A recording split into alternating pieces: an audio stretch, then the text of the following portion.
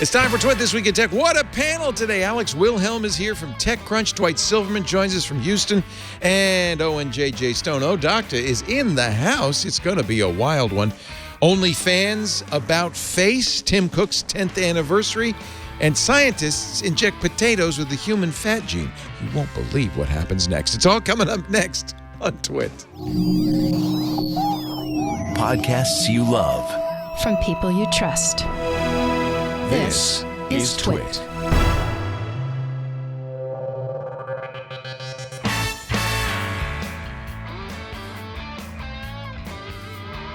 This is Twit, This Week in Tech, episode 838, recorded Sunday, August 29th, 2021. Crowbar and a foot.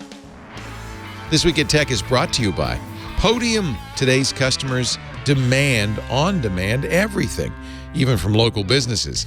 Stay ahead of the competition with Podium. They have free plans for growing businesses, plus all the power growing businesses need to scale. Get started free today at podium.com/twit.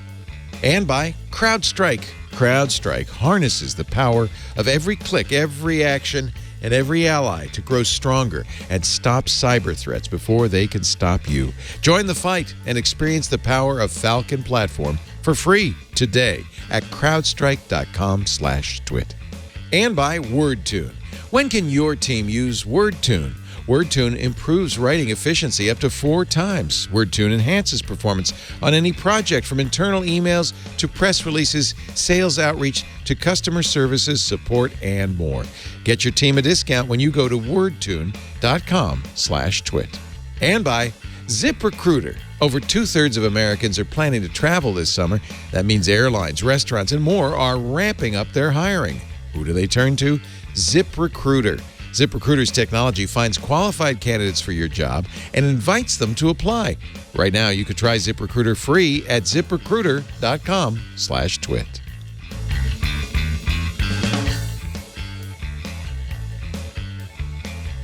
It's time for Twit This Week in Tech, the show where we cover the latest tech news. What a week it has been. Fortunately, what a panel this is going to be. Alex Wilhelm, my boyhood friend, joining us from Providence, Rhode Island. He's a reporter at TechCrunch. Hello, Alex. It's good to be here. I'm just glad to be in part of the country where there's not a hurricane right now. No really kidding. Thinking about everyone down south. Well, we were worried about Henri, the French hurricane, but it didn't really do much damage to your neck of the woods. It did knock down a lot of branches onto my yard, but really that was it. One of our little trees in a pot fell over, but that was the extent of the carnage. So not too bad in Providence. Yeah. Yeah, my mom's, of course, as you know, just down the road a piece. I was very worried. Power didn't even go out for her, which I was very pleased about.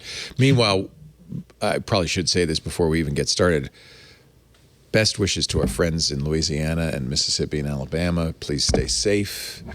You dodged a bullet, Dwight Silverman. I know people were worried about big storm in Houston, and as you know, you have no drainage there. Yes. The early model run showed it like coming to the Texas coast, and those quickly shifted east, which always, is a relief to us. But we've been through it so many times, we can really say we feel Louisiana's pain. No kidding. This is going to be a bad one. This is as bad as Katrina. Yeah, that's what they're saying, and but it's a test for this new levee system and the other things that the Army Corps of Engineers built in Louisiana. Thank you. Yeah. Yes. So hopefully it'll hold and hold back some of the damage, but there's no way to avoid some major catastrophe there. Hunker down, everybody, and don't be silly and go out and run around in the snow. There's no snow. I was like Leo. Rain. Yeah, Rain is the problem. Yes, you want to stay out of the floodwaters in the South because fire ants. Their nests, they gather together and they float in these big islands. They make rafts, yeah. Yes, they make rafts. And if you walk through one, you're in big trouble. Don't get in a fire raft. Yes. Also, with a studio with us because we couldn't figure out where to put him. He came all the way out here. We've been looking forward to this for months. We thought by now everything would be wide open, but no, it ain't so. Oh, Dr. Owen J.J. Stone. So he's socially distanced from me. I can't reach you. I am Aunt Pruitt, and I'm wonderful as always. I am wonderful as always. I'm so, Leo let me come in this Sunday to fill in for a doctor. We are the same person. No, we can prove it. I had a couple of donuts. Come here, Ant. I had a couple of donuts. Hey, no. I am Ant Pruitt, and I am wonderful as always. Owen, show us your biceps. Show us your biceps. Because the camera angle is too low, so I can't. When I lift it, it's not high. Get out of the shot. I am Ant Pruitt, and I am beautiful as always. I hope you two are doing the same. Who is beautiful? You brought your beautiful daughter Leia with you. I and did it's bring so my nice daughter. To see her. Man, my view is great. I got my kid. I got Lisa in my view. If I'm not looking at the camera, it's because Lisa's over Everybody there. wanted to be So, here. You know. Anyway, it's great to have you. You're visiting California? Yes. And this time really visiting, not for work. No, not for work. But again, everything's shut down. And so we're literally just seeing our pods of family in different places because we don't want to go out and go crazy. First time Leia has been in California. First time on a plane. First time on a plane, yes. Was it fun? Is it fun? Are you having a good time? I hope you are. I'm sorry your dad brought you to this. I know. Well, it's funny because I call sports radio back home and they're like, "You're in San Diego. What are you doing?" I'm like, making my daughter still suffer listening to sports talk radio. I'm on the 405. You know what I mean? Like I might as well listen to something call in. I had time to sit there and wait on hold. 2 Eagles fans in the house. I don't know. Are you a Texans fan, Mr. Silverman? No, I'm not. I hate to say this. Oh, don't say it. Because being in Texas. Oh, don't say it. I'm not really a Don't go there. fan. Okay, it's better to be a non-football fan than a bad team football fan. So I will that. Particularly in the case of the Texans. That's right. And if you ever get stuck in a situation where someone forces you to pick fanhood, just say you're an Eagle. We're tough people. Nobody's going to mess with you. Eagles is good. You know what I mean? Look, you just say I'm an Eagles fan, they'll back off like, oh, that guy's crazy. And they'll go on about their day. They won't ask any questions. I understand Owen because he lives in the area, but Alex, how come you're not a Patriots fan? Well, when I was living in San Francisco, several of my best friends are from the Philadelphia area. And they were like, hey, we're watching the Eagles game every Sunday. Why don't you come down? And we would order cheesesteaks and watch the game. So I've been to an Eagles game now. I got Eagles material. I watched the preseason games. I dig it. And we were really good for a year, and we've been garbage ever since. Yes. But hope springs eternal that this season with a new QB and a new coach, we'll turn it around at least to be a little bit better. But the Patriots, I can't actually tell you, Leo, what I think about them on Twit because of the editing rules. But you can kind of fill in a couple of words there. Cheaters. Cheaters. Cheaters. Dirty cheaters. In short, just by listening to that verbiage, you are a decent human being. And that's why you're an Eagles fan over a Patriots fan. Because you are salt of the earth. You are one of man's men. And I appreciate you, sir. You can suffer with me along for another 10 years until we get back to being good. And that's true fandom. You got to ride the height, and you got to roll through the valley. Easy to be a fan when they're winning Super Bowls. Exactly. That's nobody. Anybody can do that. Alex is a decent human being right there. It's a great answer. I appreciate it. We fell off real hard, but the further you fall, the higher up you bounce. Exactly. So I'm really hoping. Exactly. Yeah. Well, I hate to bring down this sports talk show, but you want to talk about tech? Oh yeah, that's what we're here for. So my Apple Watch was tweaking Leah said, yesterday. You promised me no sports talk today. I don't understand. This is supposed to be a tech show. Did you see my fancy new little phone that opens up? Got the little Galaxy Flip 3. I forgot. And got the big old watch that goes along with it. I forgot that I'm in the house. Leah, do you know what that means? They have a vault of just electronics. No. That we can. She's going to confuse me with Marquez Brownlee. I don't have a vault of electronics. We're going to rummage. This is actually, this man's killed more drones than a war. I do have some dead drones you can have. This, I was not a Galaxy Fold fan, to be honest with you. I didn't really like it all that much. But this makes, to me, for a folding screen, this makes sense. It's so little folded up. It's like a little pocket square. In fact, I could put it in my coat pocket. That's a great size. And then it opens up to be basically, I'll put it next to the iPhone, a normal size phone. Yeah. You know? I don't need the book tablet phone folds because No. You got a tablet. Yeah, that's not saving me space. But that also, there's something about the smaller screen that folds. It's not. It really worried me, the Fold 2. Yeah. Really worried me. I didn't get the Fold 3, but I did think, well, I should try the Flip. And this kind of, you can touch it. It's okay. How's the battery life on it, Leo? It looks. Well, I've only had it since Friday. It just came out, but I went through all day Saturday And I went to bed with about 60%. Same thing with the watch. And I have the watch. I have all of the things that are supposed to kill the watch, like constantly monitoring heart, constantly on screen and all that stuff. So I think the battery life is fine on both of them. And I'm pretty happy. It wasn't great on the Fold, the Z Flip, the original. No, Z and it's Flip. still That's not why as I good asked. as, say, an iPhone Pro Max or something like that. Man, this is great. The camera's nice. The fold is satisfying. Yeah, it feels good. I was feels worried it might be good. too stiff. It feels actually all And right. you can just peep your little notifications on the front of the screen. See, these, if I wasn't so cracked out on Apple, this is what I want in my life. Well, I'm trying to get uncracked, frankly. I just need to track my child at any given moment. So that's why they got me stuck in the system. You know, she's got air tags in her boots she doesn't know about. You know what I mean? Like, oh, wait, never mind. Oh, so yeah. But the thing is, that you know, phone if is you get- amazing. And so I put if you get uncracked with Apple, then you get tracked with Google.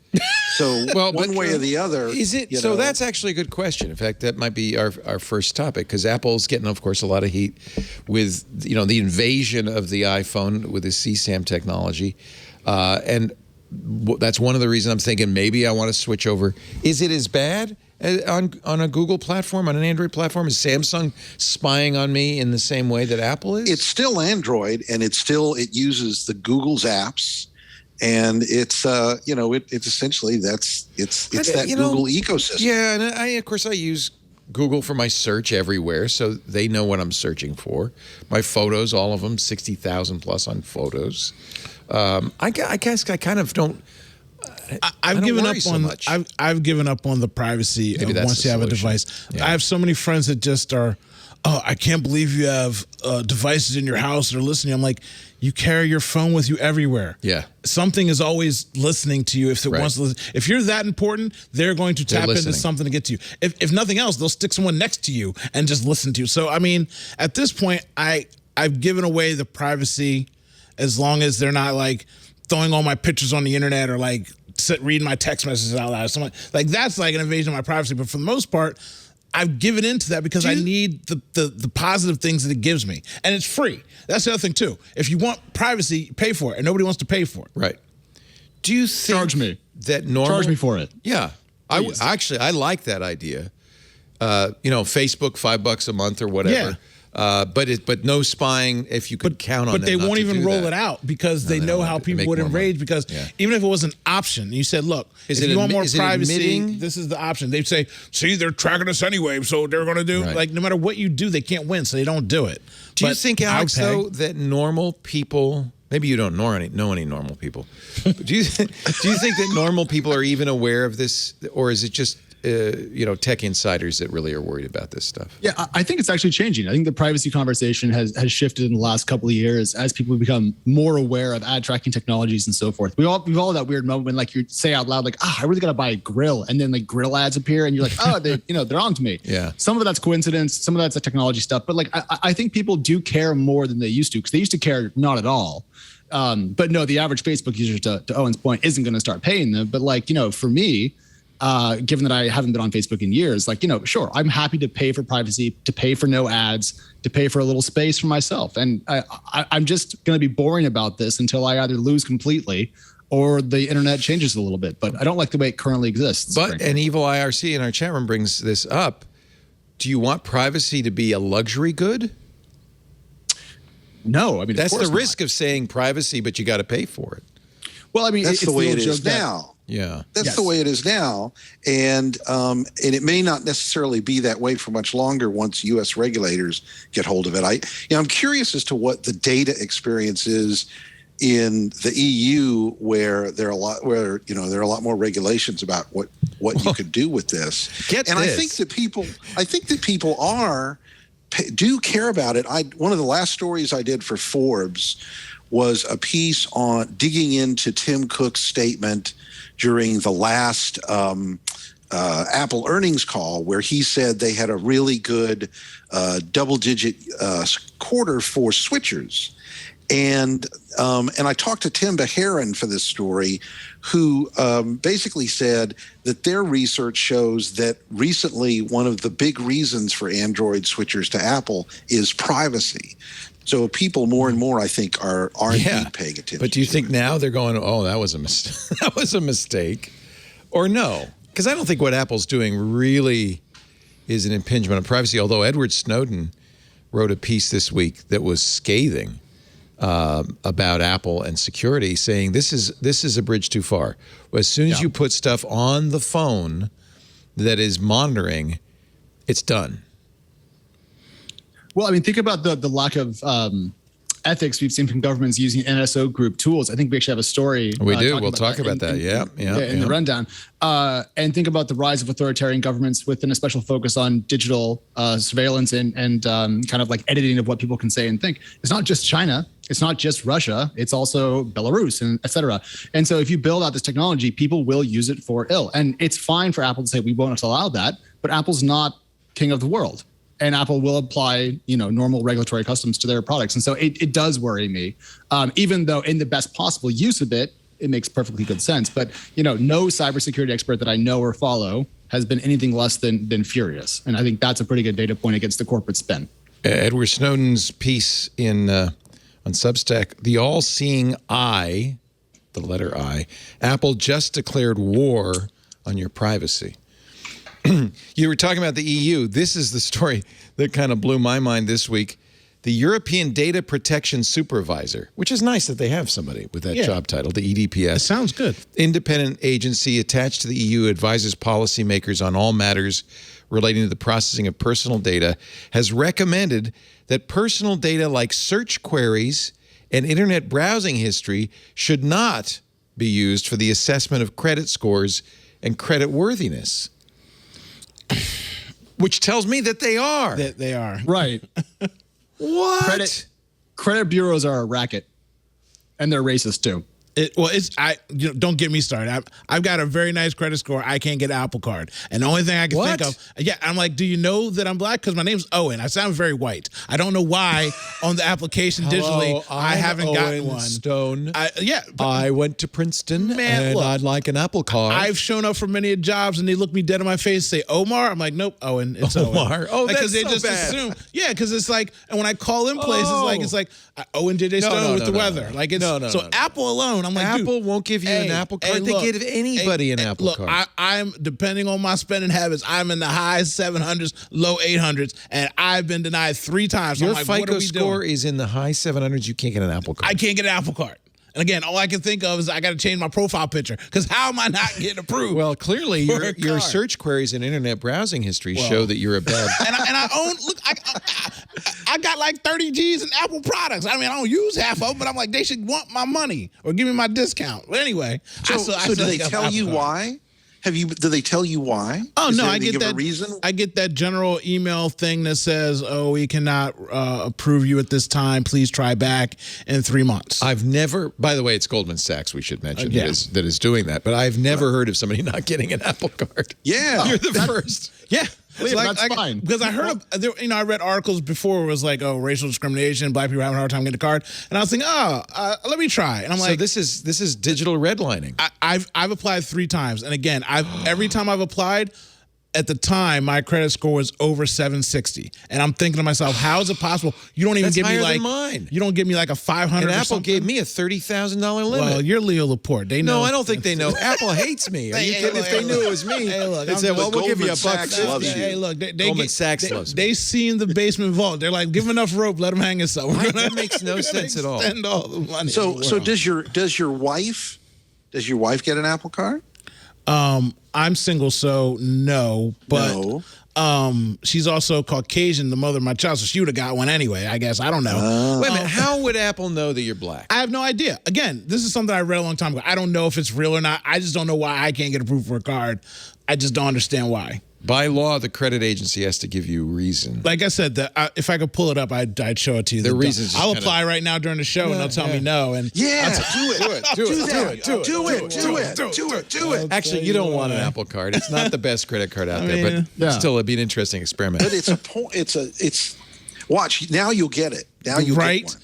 That would be what would happen. That would be what would happen. So the agency also suggests, this is not a law, this is just a suggestion, that providers of financial and credit services should not be allowed to use health data, such as cancer data, as well as any special category of personal data for under Article 9 of the GDPR for the calculation of credit scores. Apparently they have been. Apparently they have been. Now, it's not a law, so they're just recommending. It is possible, though, that the EDPS, encouraging policymakers, will pass a law against using search and browsing history for credit scores. Owen's actually now applying. Oh, yeah. This is almost humiliating. We did make Owen use the artist entrance today, by the way. Owen did not come to the front door. Look. He went to the back door. But, Owen, I just want to let you know, that's my super secret artist entrance. I was going to say, I'm a rock star. That's I don't how come I into the front. You know why you went there? Because you saw my car there. Exactly. Hey, look, I go to where the power flows. I'm saying, I know what I'm doing. All right. And so he's sitting there. It's 100 degrees out. He and Leia are sitting on the cement, expecting the power to flow. I am a national treasure. And when I show up places, I expect the CEO, head of house, to come and open the door and allow me entrance. This is how I live my life. I'm sitting in the studio doing the radio show, and I see Owen and Leia walk that way. You stop the show that brings in the money, and you come entrance me into this household. You bring me in personally, Leo Laporte. So I just want you to know. I flew across the country. You may not be able to get an Apple Card, but you do get access to the artist's entrance. Lisa, make sure I'm VIP up in here. That's all I'm worried about. Get him a Texas-sized donut. That's what I'm worried about. There's a back door to the studio. I've been there like 20 times, and I've never even see what I'm saying? National treasure. See I'm just saying. Yeah, national treasure. I'm Aunt Pruitt. I'm wonderful as always. Just front door only for me. Apparently. Brutal. Most people would be honored to come in the front door. I'm saying that's the normal way. The only reason there's a back door so I can sneak out. There you go. I hear you. After a show, I sneak. I just only reason disappear. we have a back door is the reason we have a back door. Yeah. You and I, man. It's our door. So I'm gonna fly to California just to do that, just to make a point. Now, I will show you the key to the back door. You deserve nothing less as an Eagles fan, Alex. You deserve nothing less. So we are learning more, as you mentioned, about NSO Group and Pegasus. This is the software that was used to hack iPhones. NSO Group, which sells this spyware to highest bidders, I guess. They say, "Oh, we don't sell it to, repressive regimes. We're very careful about how it's we sold it to." Apparently, they sold it to the government of Bahrain, which has been using it to hack activists and journalists. The hacked activists include 3 members of WAD, which is a secular Bahraini political society, 3 members of the Bahrain Center for Human Rights, 2 exiled, they're not even in Bahrain, 2 exiled Bahraini dissidents, and 1 member of a Shiite Bahraini political society. They were all hacked, and we know they were hacked because their phones were submitted to the Monk School in Toronto, where they were analyzed, and they found the evidence of the NSO Group and Pegasus on there. So, yeah, I guess, maybe the NSO Group didn't think this was a problem.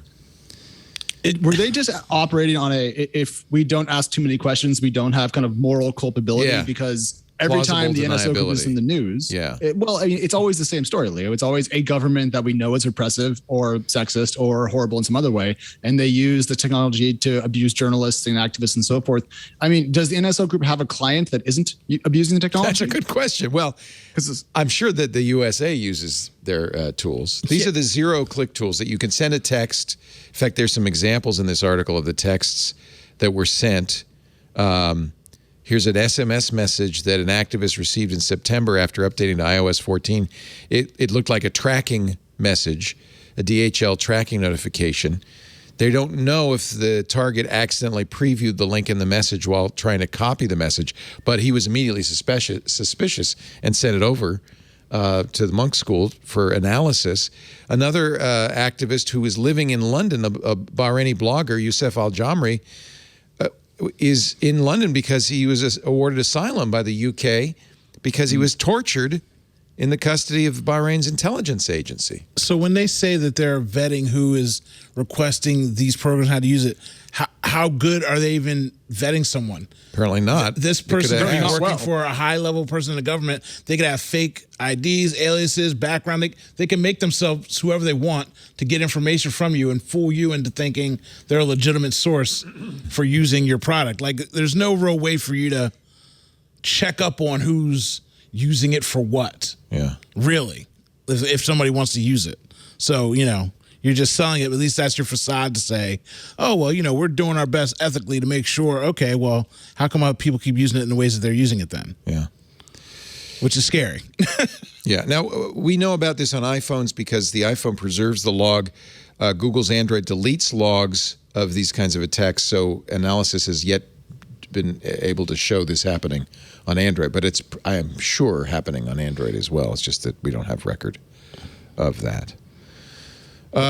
Anyway. Leo, I have a question about that, the last bit there with the Google thing. I'm not a security god, as you know, so I'm very curious. Where do we stand on just the general security level of Android versus iOS today? Is it close to parity? Is it still less? Where do you think it is?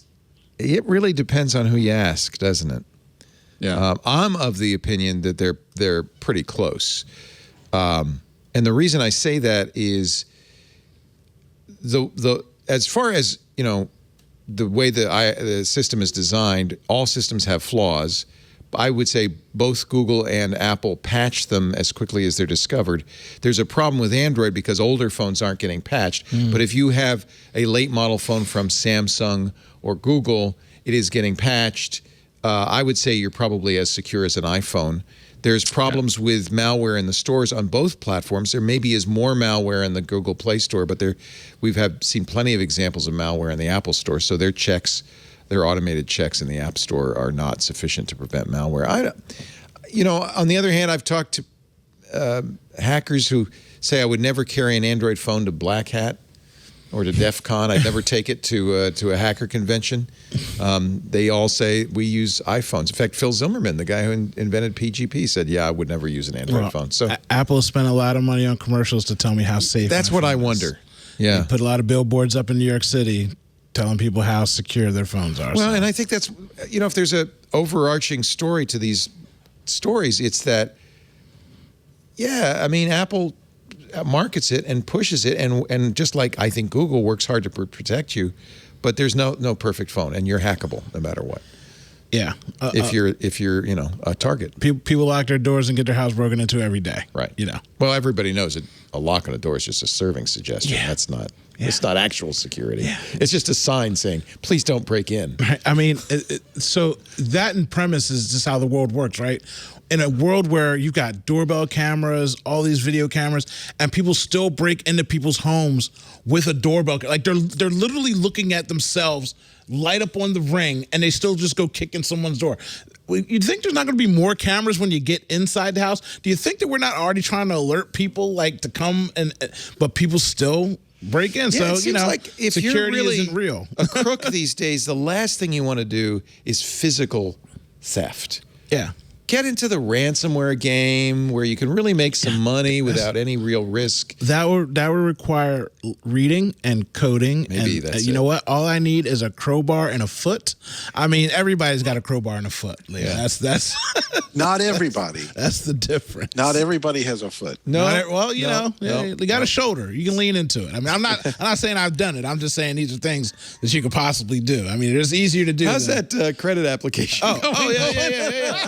Yeah. By the way, we are already Crowbar and foot is applying for an Apple Card right now. This might be why I keep getting denied. I just got denied again. Thank you for your Apple Card application.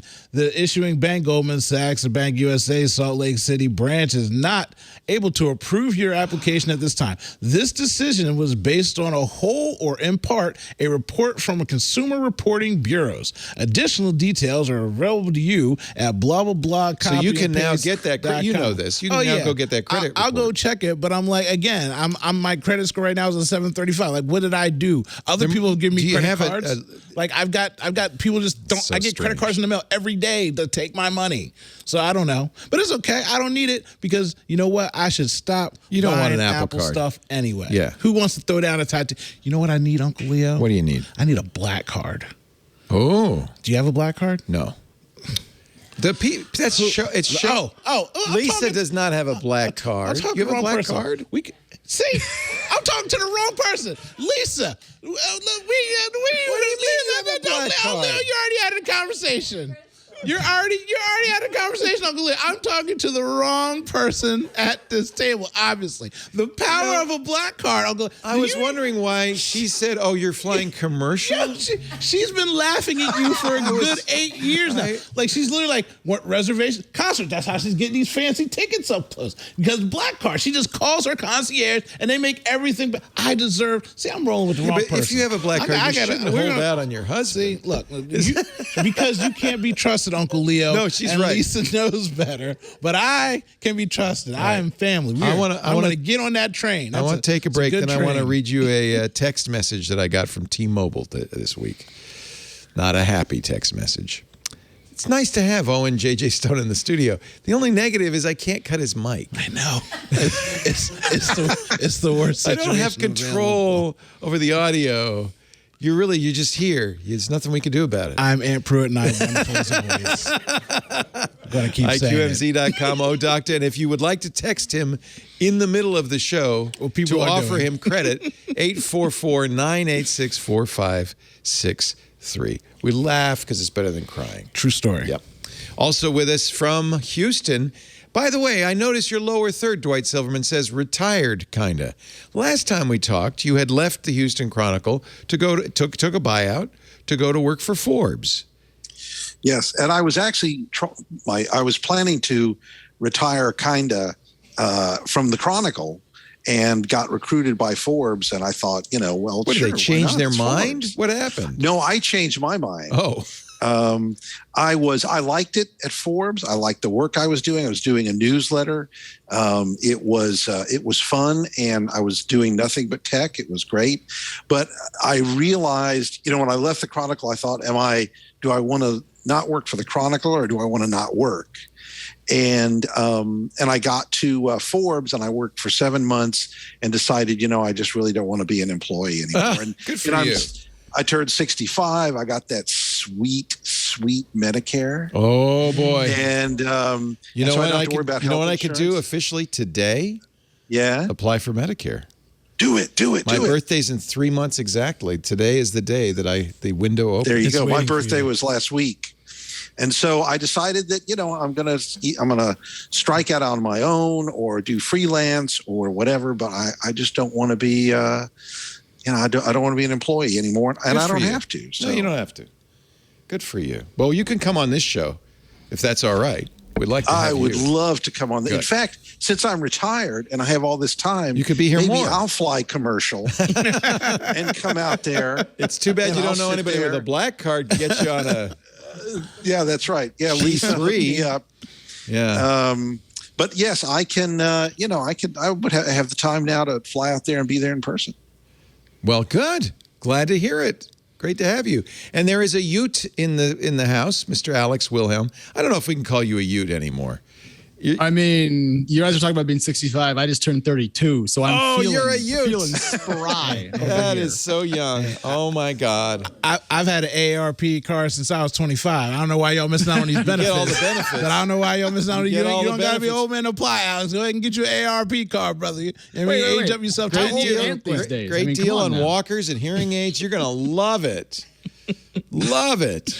The discounts at 65 are awesome. Are they really?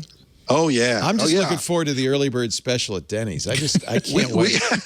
We just traveled to Denver, and like every place we ate, we could get 20% off, and it was great. I'm like, okay, I'm glad you're happy. It doesn't equivalent to being 32 again, which I would be very happy. There are benefits to 32. There are benefits to 32 and to 65. I took a nap. I took a nap the other day on the couch because I was tired. Yeah. And I woke up and my neck was entirely the wrong direction. And I was like, oh, this is the thing everyone talks about when your body stops working. No, he's on the downslide of 30 now. He's on the old man. I got a crick in my neck nap type situation. You pushing a good 38, Alex. You're already on the downside. Alex, you know he's young because he's a reporter. That means he's out there hitting the street, getting the stories, hustling for TechCrunch, getting all the. Do you got any breaking stories coming up?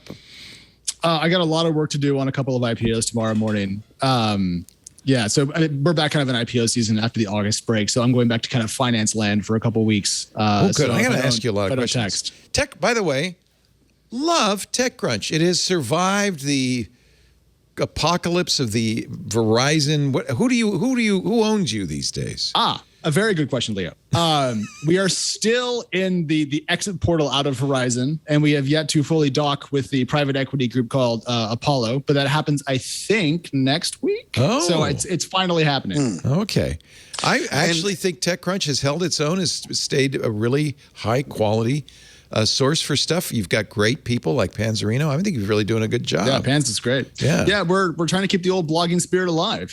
Journalism plus fun. Yeah. And we'll see if we can survive yet another corporate overlord. But so far we're like 4 for 4. So here's hoping. Got Sarah. Are you going to cover the Forbes SPAC, Alex? I have already written about the Forbes SPAC. I have many opinions about that, but I feel like if we go into that realm, I'll start saying things like adjusted EBITDA, and then everyone will turn off the podcast. So I'm gonna Lisa's. Don't say EBITDA. You said adjusted EBITDA, and Lisa's ears perked up. She was all excited about that. I don't understand. This is why Lisa and I have always gotten along. I want to try that tonight. Oh, Lisa, adjusted EBITDA. She might give me her black card. I don't know. Not showing this. Hands off our black card, Leo. Calm down. I can't believe you got turned down again. Hey, it's America. That just sucks. I'm obviously, again, talking to the wrong Laporte here. I need to be talking to I'm just trying to get to the show as quick as possible. So I'll tell you, go have a power meeting at dinner. You're a small business guy. You tell me, text messaging is the way now to reach your customers. Yes. If someone trusts you enough to stay in their phone and they do not delete you have instant access to them and they have instant access to you. Anyone who texted me, someone just texted from Trinidad to say hello. They're watching the show live from Trinidad. Hello, Trinidad. Love Trinidad. And doing marketing and doing business, I don't bother people that give me their phone number. I reply to everybody that texts me. I've had great conversations with people. 97% of text messages get open. Yeah. That is an amazing number. I think I'm at like 99%. Like everyone opens all my texts. If you're a business and you are not, it used to be, I guess in the 90s, you had a fax machine, and you had to have an email address, and you had to have a website, then you had to have social media.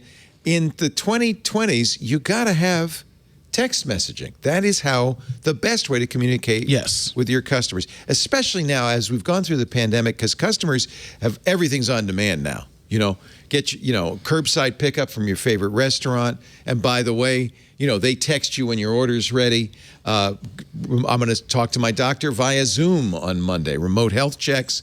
Customers like this friction-free way of doing business, no matter what you're doing. And that's why 90,000 local businesses of all sizes have turned to Podium, the ultimate text messaging platform. It's great for small businesses. If you've got one location, it's great for big businesses with 1,000 locations. They can help you stay ahead. And the thing, you can do everything with text messaging. Doing business with Podium, doing business is as easy as sending a text, because when texts get opened, business gets done. All your employees can text from a single inbox. They like that, by the way, because they don't have to go to a lot of different places to talk to the customers. It's a much better, much smoother experience for your customers. If the customer has a question, you send a text. If when a customer leaves your business, you could say, how'd you like it? Leave us a review on your favorite platform, and you will get those reviews. You just send a text. For scheduling appointments, for deliveries, send a text. You can even collect payments with Podium with a text. And by the way, that works. There was a dentist in New York City who was using the old school method of, sending out a bill in mail. Everybody tears those up, ignores them. He had $1 million in overdue collections, sent everyone a text payment request. Of the $1 million, collected $700,000 in just 2 weeks. Wow. 70%. Texts work. Car dealership sold a $50,000 truck, took 4 text messages. Wouldn't you rather deal with a dealership via text message than going in or calling? Of course you would.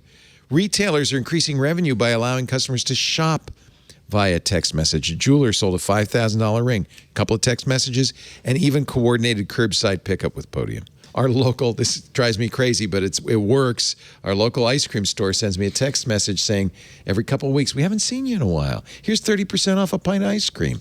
That works, man. That works. Today's customers expect and deserve on-demand everything, even from local businesses. You could stay ahead of the competition with Podium. Podium has free plans for growing businesses. Plus, they're big. They got the power a growing business needs to scale. They can handle it. Get started free today. Podium, podium.com/twit. Podium.com/twit. Stay ahead of the competition with Podium. We thank them so much for supporting Twit. I give you one more example on top of that for the power. Like, as many times as I've been on the show and I give out my email address or things like that, I have wonderful people message me. Some people don't like me, which is totally fine. But it's usually like in the 10 to 20 range of after every show that I'm on that I get Twit people coming directly to me to speak to me. Nice. When I put my phone number up there, it has been, the first time it was 112 people. Whoa.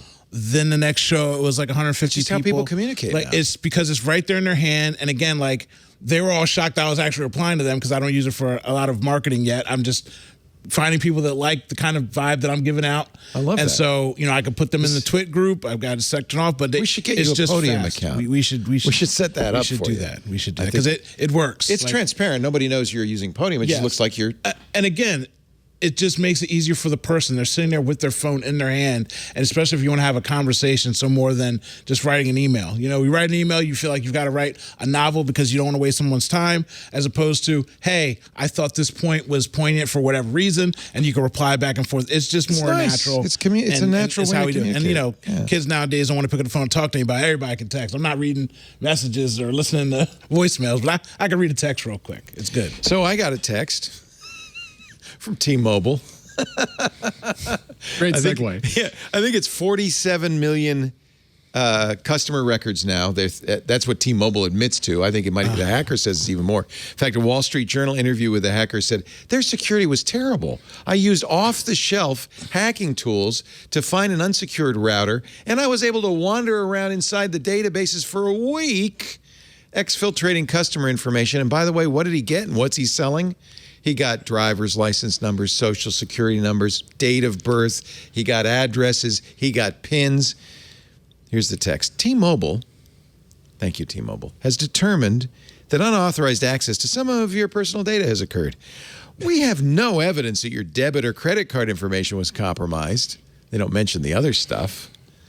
We take the protection of our customers seriously. We are taking actions to protect your T-Mobile account. A little late. Yeah. And we recommend that you take action to protect your credit. So they're giving me, I'm excited, 2 years of free credit monitoring from McAfee. See, this is why you need to live the life that I live. I have a T-Mobile device on my tablet. But they didn't learn nothing. I have a T-Mobile phone. My daughter has a T-Mobile phone. But guess what? None of these things are in my name. So whoever they got the credit card information, ID, it's not me, Uncle Lee. You got to live You know what I did? outside of yourself. You can't just be giving out all your information willy-nilly. I am not giving my information to McAfee. I can tell you that right now. That's for sure. Thanks for the free monitoring. I'll be okay. Yeah. So who owns McAfee now? It used to be Intel, I think it's right? still Intel. Still Intel? They were going to sell it, and then, let me see, actually, that's a good question. I think they were going to sell it, and then they decided not to. TPG. Oh, TPG bought it. Yeah. Okay. Thank you, So a large amount of money, bought a majority stake from Intel. So I think Intel still has a piece. But no, I'm also not trusting anything on my private equity with my personal information. That's not the that's not the jam, as they say. I just actually guys, I just went out and froze my credit report accounts. But it's free, it's easy. Now it used to be they used to charge you to do this, and they used to charge you to unfreeze it. Yeah. Right. But now, thanks to federal law, they can't, and so it's easy to turn it on. Go to Equifax, Experian, TransUnion. Just say I want to freeze. I literally did all three in 10 minutes, and now I can't get credit. Just like I'm like you, Owen. Yeah. But But you can use your existing credit. You can still use your existing and you can unfreeze it very easily. They give you a PIN. Right. It's very easy to unfreeze it temporarily. Get that credit. Well, the thing you really want to worry about, Leo, is one of the things they got was your IMEI number. Yeah. And it's possible someone who knows what they're doing could SIM jack you. Oh boy. And so they have a feature where you can go in and prevent unauthorized transfer of your number per line. And I went in and did that on T-Mobile. Oh, I got to call them and do that. Yeah. Well, you can do it on the website. You can do it on your account online. Okay. But that's one of the things they got, and that's one of the things that if they can SIM jack you, you're toast. Real bad. And I have to say it's terrible, but my bank and plenty of other places still use SMS authentication, even though we know it's terrible. It's better than nothing, I guess. Yeah. This T-Mobile people thing. don't change their systems over. People. Because you know why? Because they don't want the customer service calls. They don't. How is this? What is this authenticator? I don't understand that. How do I? Go ahead, Alex. Oh, I'm just saying, this whole T-Mobile thing makes me remember the Equifax hack to no end. I mean, do you remember how they ruined everything and then they got charged $48 for it? And they made money. I mean, they gave you free credit monitoring and made money. Yeah.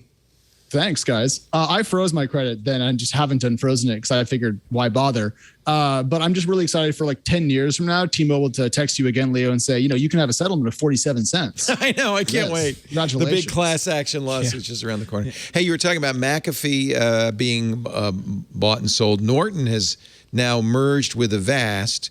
Avast merged with Avira. Pretty much there's only 2 antiviruses in the world at this point. Guess how much? $8 billion. Wow. $8 billion. So Norton, which bought LifeLock, so it's Norton LifeLock, acquires Avast's shares. Do people even use antivirus anymore? I guess so. $8 billion business. I have not used any antivirus. I use VPNs, but I do not. No, I don't think it's used a lot in the corporate world. There's a lot of we use actually. That's true. We use ESET, corporate business ESET. Okay, they're a sponsor, but we use that because we don't trust our employees. Yeah, well, all the internet keeps saying, and everyone in the chat room says, corporate. So it makes sense. But at home, I don't think you need an antivirus. But I do think, we have editors using. Now I said it was Windows. What version of Windows are they using? I thought it was Windows 7. It's 8? 10? Even better. No, not 10. 8. What? 8? No one uses 8. Our you editors, guys at the last company using 8? We have a bunch of Dell Precision workstations, and they're running Windows 8 and what? And Adobe Premiere. Is that punishment? No. They don't ever see it. They just use. They never exit Premiere. They don't need it. But I think we got it. I don't know why. We got it stable. We don't want to mess with it, I guess, is the reason. Side note, private conversation I heard in the hallway. Lisa's got a black card. We're still out here on Windows 8. I don't know what's going on. Obviously, we know all the resources are being allocated up in here. Is it 8.1? Is it 8.0? What is it? It's 8.1. Okay. So, Leo, Windows 8 is not being updated with security patches anymore. That's why we have to have an antivirus on there. Yeah. Because that's exactly right. Yeah. And the ESET that we're using is patched for Windows 8.1. And so Zeph in the comment, Old Faithful. That's right. If it ain't broke, don't fix it. All you need is a crowbar and a foot. You're set. Hey, look. You're made. Put your shoulder into it if you ain't got a foot. We're going to get it done. We're going to make it happen. So Avast acquired AVG 5 years ago. Norton LifeLock used to be Symantec. But Broadcom acquired Symantec. This is why we need people like Alex Wilhelm. Broadcom acquired Symantec, and then now Norton and LifeLock merged, and now they're going to buy Avast, which has bought AVG. So and Avira, I think, is in there too in the mix. So it's an antivirus monster. Yeah. Yeah. But when we talk about cybersecurity, we don't really talk about antivirus as much these days. No, right? I mean, we think about endpoint security, for example, which is very different. I'm not surprised to see consolidation, Leo, just to riff for a second, because think about the consumer market for antivirus and how it has decreased. You would kind of expect to see fewer players over time. So the dollar amounts are a little surprising, but I bet the cash flows are pretty good, even though they're probably not growing very much, if I had to guess, just thinking out loud. But yeah, I mean, $8 billion will always. What do you think their adjusted EBITDA is? Well, I would say plus or minus, 50 bits compared to the last sequential quarter. So we'll have to see. I'm sure Lisa will have the details on the spreadsheet. She's for us. all excited. I can tell. She's going, oh, I love it when you talk Adidas. Wait a minute. Let me see if I can tell you. It's earnings before interest, taxes, yes, depreciation, and what's the A? Amortization. Amortization? Well, however you want to pronounce it. Potato. But yes. Yeah. So that was pretty good. Good. I didn't look that up or anything. Just knew you it. 10 No, points. look, see, off the top of my head. You could check. See, Owen's keeping me honest. He's looking over at my screen. No. I can't wait to come back to the studio sometime. I miss harassing you in person, Leo. I miss all of yous guys. It's funny. Of course, we've all been in person from time to time. The last time I think I saw you, Dwight, could it be 2010 when the iPad came out? It was the iPad, yeah. Wow. I think. Although I think there may have been a subsequent CES that we ran into each other, sure. Right, at CES. But I think the last time you were in person as we did a show was the iPad announcement. Right. Which is but I will. I think I'm going to, at some point I'd like to fly out there and be there in person. Please do. I've never been in the studio. Please do. We were on location with the iPad. That was 2010. It was 10 years ago this week. Tim Cook became CEO. It's actually a sad moment in Apple's life because Steve Jobs wrote that sad letter saying, I always said that when I couldn't do the job, I would step aside, and that day has come. And, of course, that meant that it was time for Tim Cook to become CEO. He said, I always said, if there ever came a day when I could no longer meet my duties and expectations as Apple's CEO, I would be the first to let you know. Unfortunately, the day has come. Steve had pancreatic cancer and was really just months away from death. I hereby resign as CEO of Apple. I would like to serve if the board sees fit as chairman of the board, director, and Apple employee.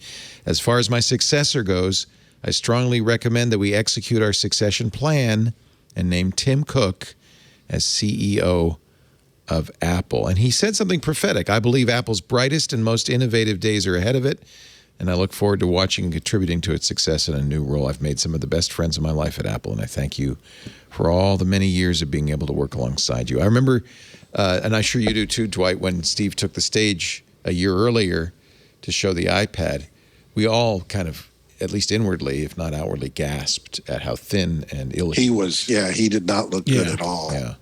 But he was energetic, on the stage. He was lively. He obviously was still selling it, his figure was just incredibly gaunt. Yeah.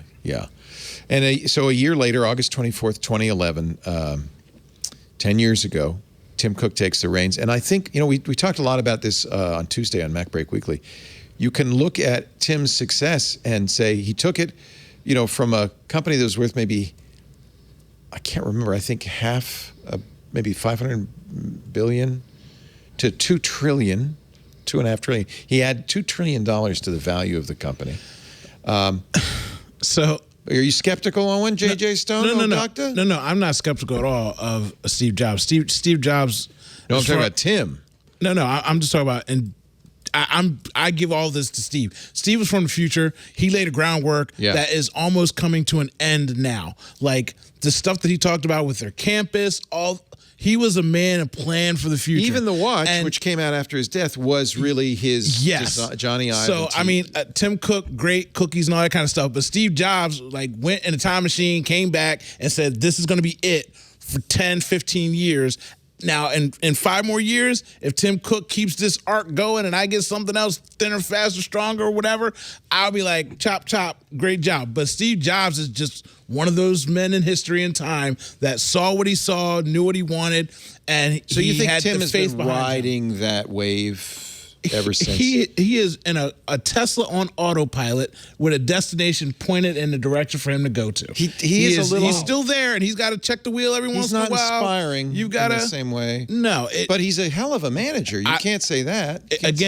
I'm not taking anything away from Tim Cook. I'm just saying that when a great man in history comes forth and lays a blueprint for you, your job is to not fluff it up. Your job is to make sure that you stay on course with what has been provided for you. And he has done that in a great way. He's done that in a great fashion. There's all kinds of twists and turns that he's had to adjust to that we can't see.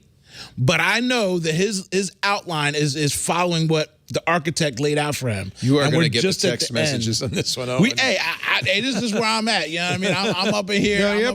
I'm rocking with Steve. But I'm just saying we're at the end of his fruition. I don't think we'll know. Here's my position. Tim Cook was the right guy to take the job because he was an operations genius. He has made Apple run like a perfectly smooth machine. The test will be, this is a hard thing. You're coming off of the most successful consumer product of all time, the iPhone, right? There's never been a product like that, and it has driven Apple's fortunes for the last whatever years, since 2007.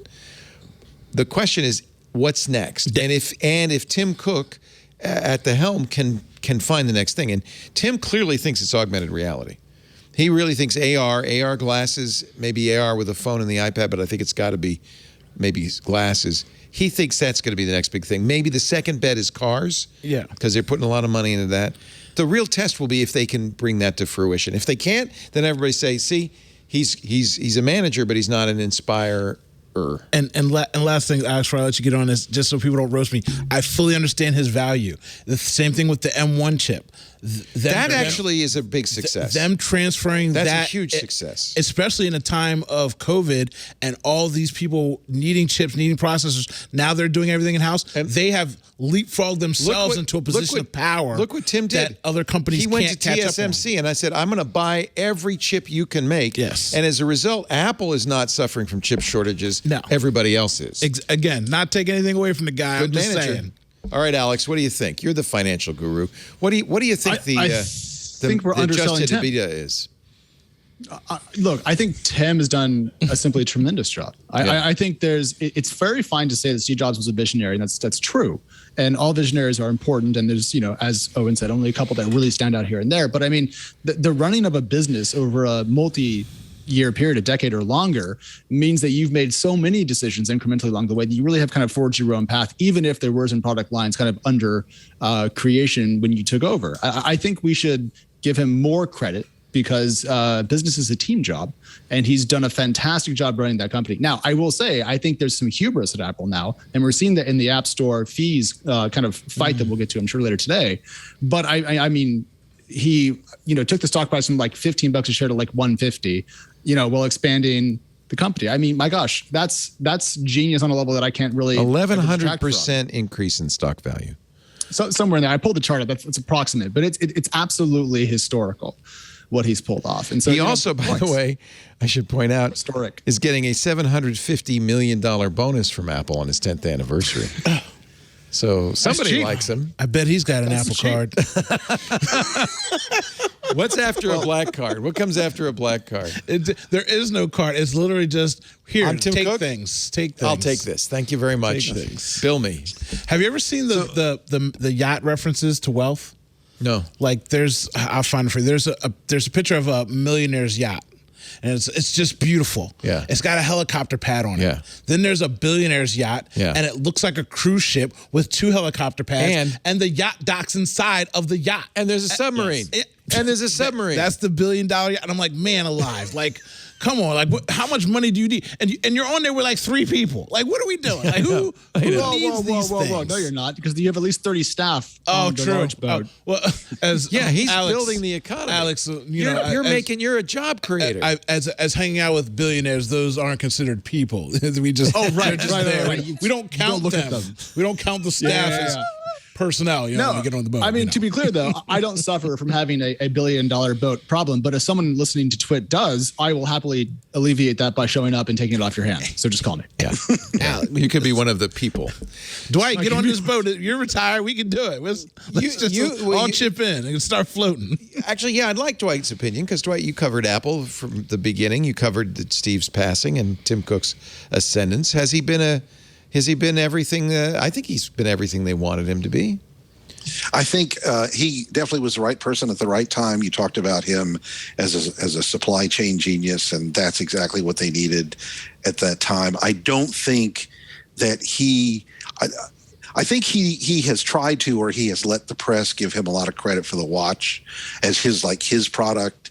And it really kind of, as Owen said, it was in the pipeline before. And a lot of the things that Apple has done, there's already been precedent for doing it. So the M1 chip, which I think is really genius, and we have yet to see the full results of being able to have the same chip in a smartphone and in a computer. I think that that had been done before. Apple had been through 2 other chip transitions. They know how to do that.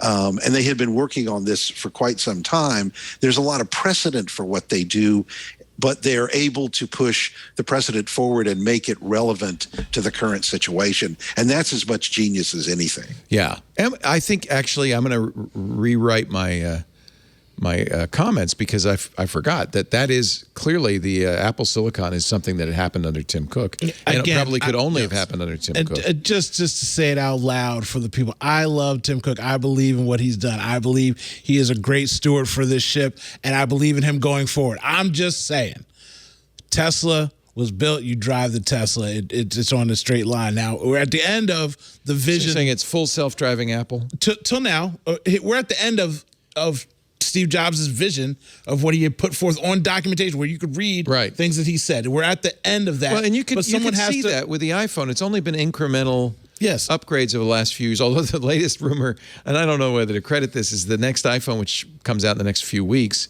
will be able to talk to low Earth orbit satellites and won't need to use a cellular network at all. I don't buy that. Is that a crazy rumor? That can't be. I don't buy that. Bottom line, Tim's a genius. I know he's a genius. He's a good guy. I know. You want to give him credit. Good for you.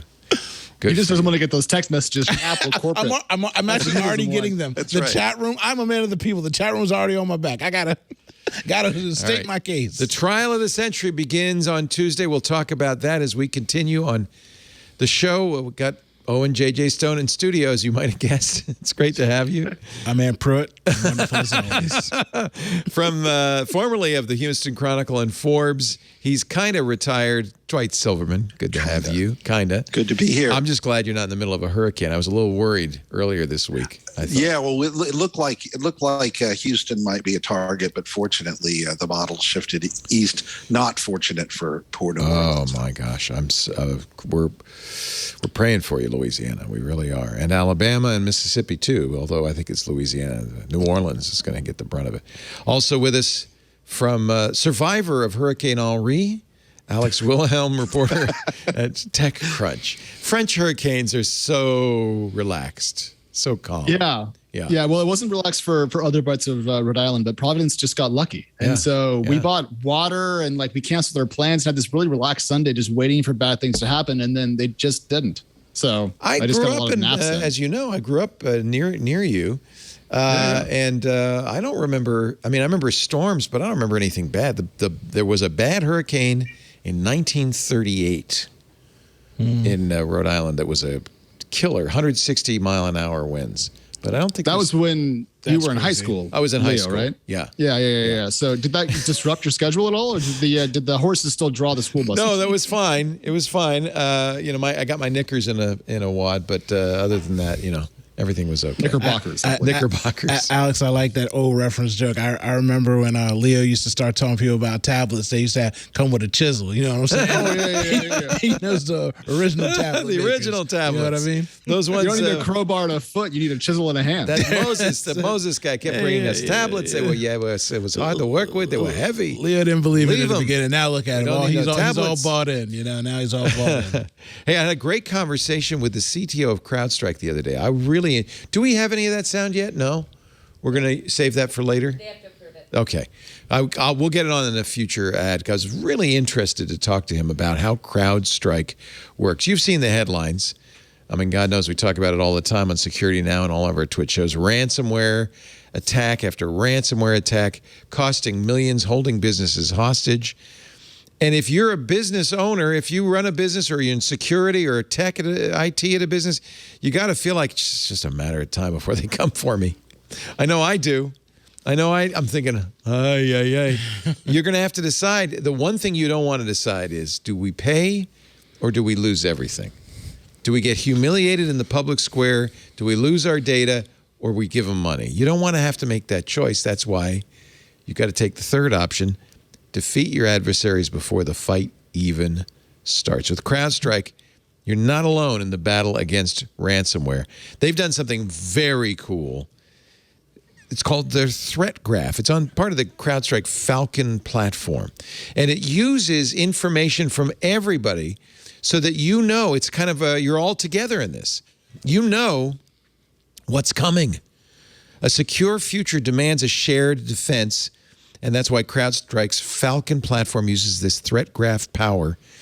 It uses advanced AI to analyze, like I said, 1 trillion data points, behavior from devices, servers, cloud workflows, all your allies who are also using CrowdStrike to find the threats, to say, hey, here it comes, and stop them cold, because we know the response time is critical. You know, you try to keep them out, but if they get in there, being able to detect them and respond to them and kick them out fast means the difference between losing everything or paying a lot of money or just surviving. That's why you need CrowdStrike. Their security platform delivers the most powerful set of tools in the industry today to fight the most sophisticated cyber attacks. And I love it because it's all delivered through the cloud via a lightweight, intelligent agent. And by the way, I can tell you it works. Forrester did a study. They found Falcon Complete delivers 403% ROI. That's worth it. And by the way, 100% confidence. CrowdStrike harnesses the power of every click, every action, every ally to grow stronger and stop cyber threats before they can stop you. Check out Falcon Complete. It stops breaches every hour of every day through expert management, threat hunting, monitoring, remediation. Backed, by the way, they put their money where their mouth is by CrowdStrike's breach prevention warranty. They guarantee it for Falcon Complete managed customers. A warranty covering up to $1 million in the event of a breach. Terms and conditions apply. That says we know they're your partner. They're your partner. Gartner Magic Quadrant named CrowdStrike a leader for endpoint protection in 2021. It's exactly what you were talking about, Alex. We got so far beyond antivirus. For ransomware, you need endpoint protection. You need AI. You need those allies to keep you safe. Join the fight. Experience the power of Falcon platform for free right now. Crowdstrike.com/twit.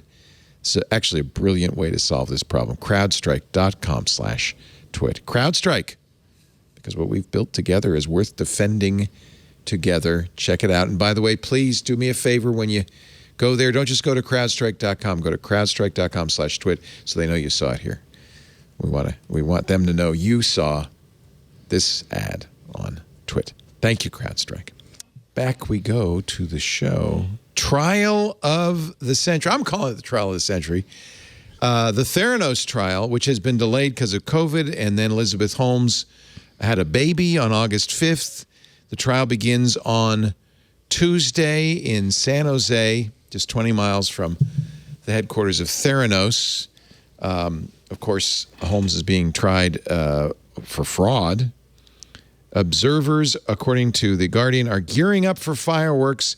Potential witnesses include such high-profile investors as Theranos former board member Henry Kissinger, Jim Mattis, Rupert Murdoch, Riley Bechtel, the former chairman of Bechtel. They'll be hearing from the jury. You'll be hearing from doctors who used the tests on their patients, from patients misled by Theranos results, including a woman whose test results falsely signaled a miscarriage despite a healthy pregnancy, a man who was falsely indicated to have prostate cancer, and 2 others who received false positive HIV results. Wow. She will not be tried with her partner, Sonny. And now this is going to be the thing to be interesting to watch, to see her throw Sonny Balwani to the wolves, and then Sonny in his trial to do the same to her. Yeah.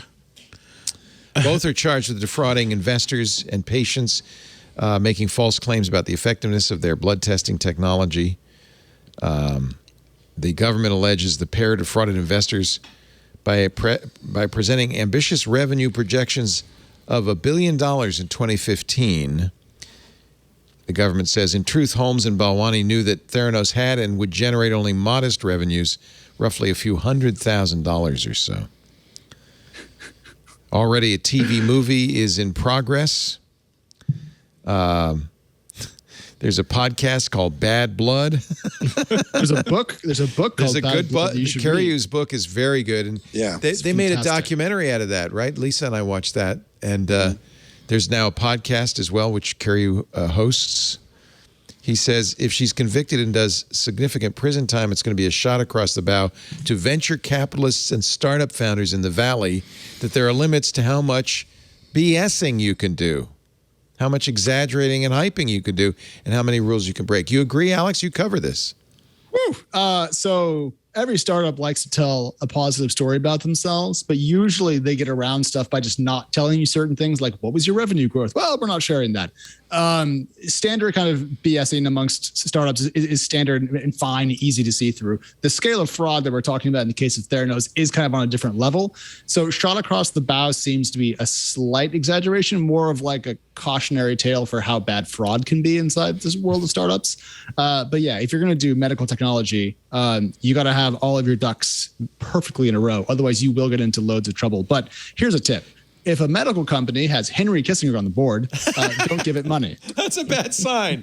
There were I remember, there were no medical experts on the board. It was all they had well-known. a war criminal instead. Yeah, well-known people. Yeah, war criminal. I feel like if this wasn't a medical tie-in, that no one would care about this and it wouldn't be a big deal.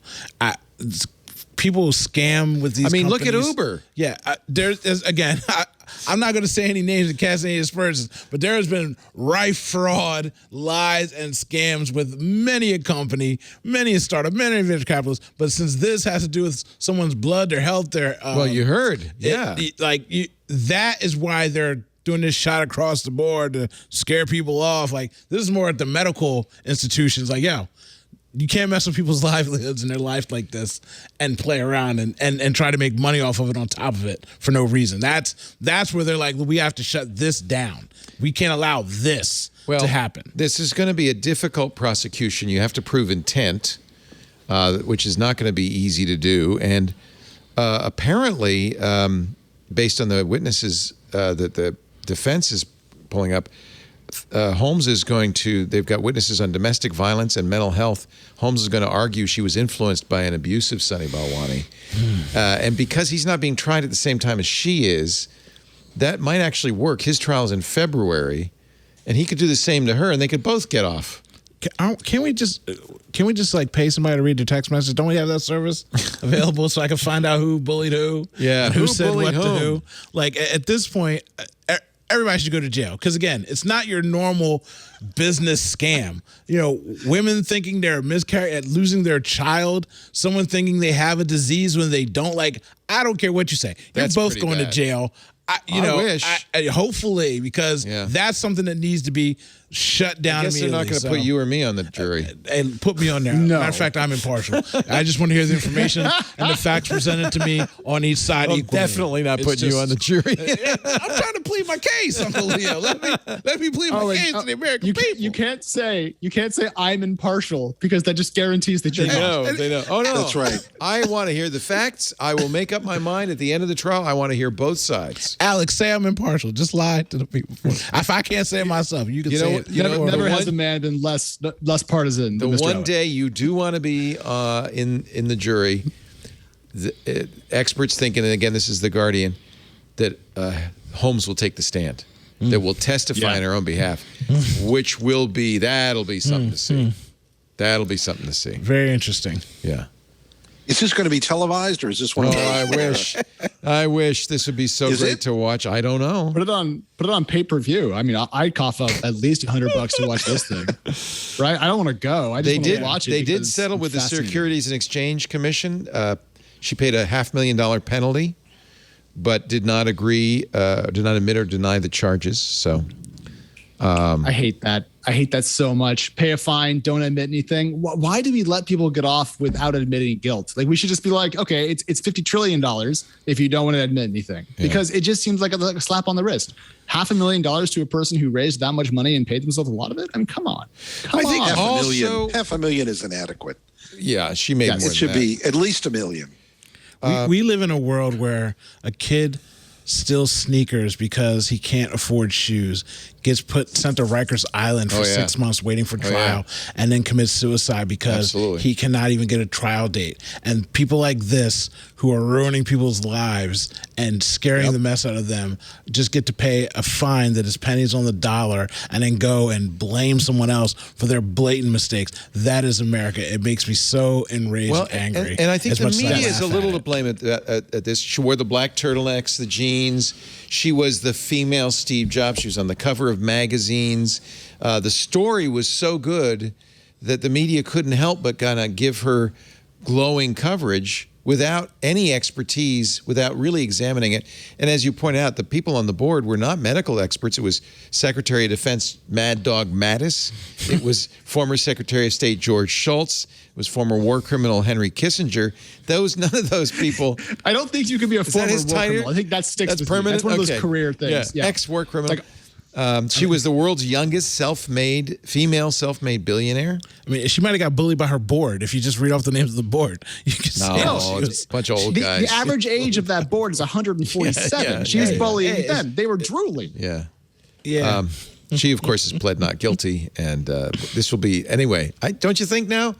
Not the trial of the century. I mean, the century is young. Yeah, we're just kicking it off. It could be the kickoff trial of the century. The first trial of this century. Yeah, start of the century. The preseason. Yeah.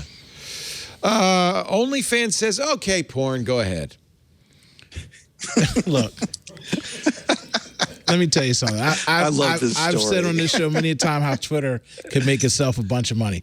OnlyFans is one of those things where they were being attacked by a group that attacked Pornhub the same way and had them readjust and clean up their site, which is good because they did need some cleaning up, and that did need to happen. Yeah, there was revenge porn on there. There was non-consensual porn. Yes, and so all that stuff, they needed to be cleaned up. But then that same company's like, if we can make the biggest site bow down, let's go attack someone else. And they just raise money and raise money and raise money. Again, people are pocketing money on the side just to go and virtue signal towards something else. So you want to go after OnlyFans, and OnlyFans is like, I guess we have to curtail to you too, because if you broke them, you're going to break us, and we need to get this funding. But guess what?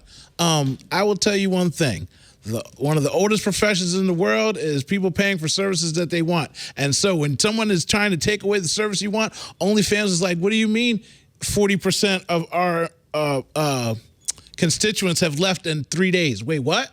Was that what happened, really, when they announced that? Let me tell you something, Uncle Leo. I'm just saying, as a person who is a man of the people and in these streets, I had many a non-tech people calling me, talking about, where can I go? How do I download my stuff to put it somewhere else? A lot of people were making a living selling nudes and all that, porno on OnlyFans. And again, they're at home by themselves doing whatever they want to do for themselves, which is great.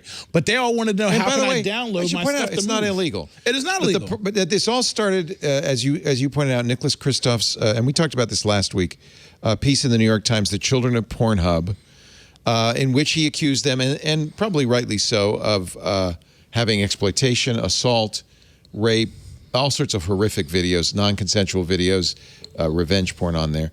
Pornhub's still doing business, but what it did do is it scared the credit card companies. Yes. And that's really what's happening here. Yeah. MasterCard and Visa, October 1st, new rules. You have, and I think completely, by the way, legit rules that you have to keep records of this and make sure this is all consensual. Maybe it's a high bar for a company like OnlyFans. Well, it's even less of a high bar for OnlyFans, because OnlyFans, not for nothing, is more of an amateurish system where most people I can't say all, and I can't speak for everyone.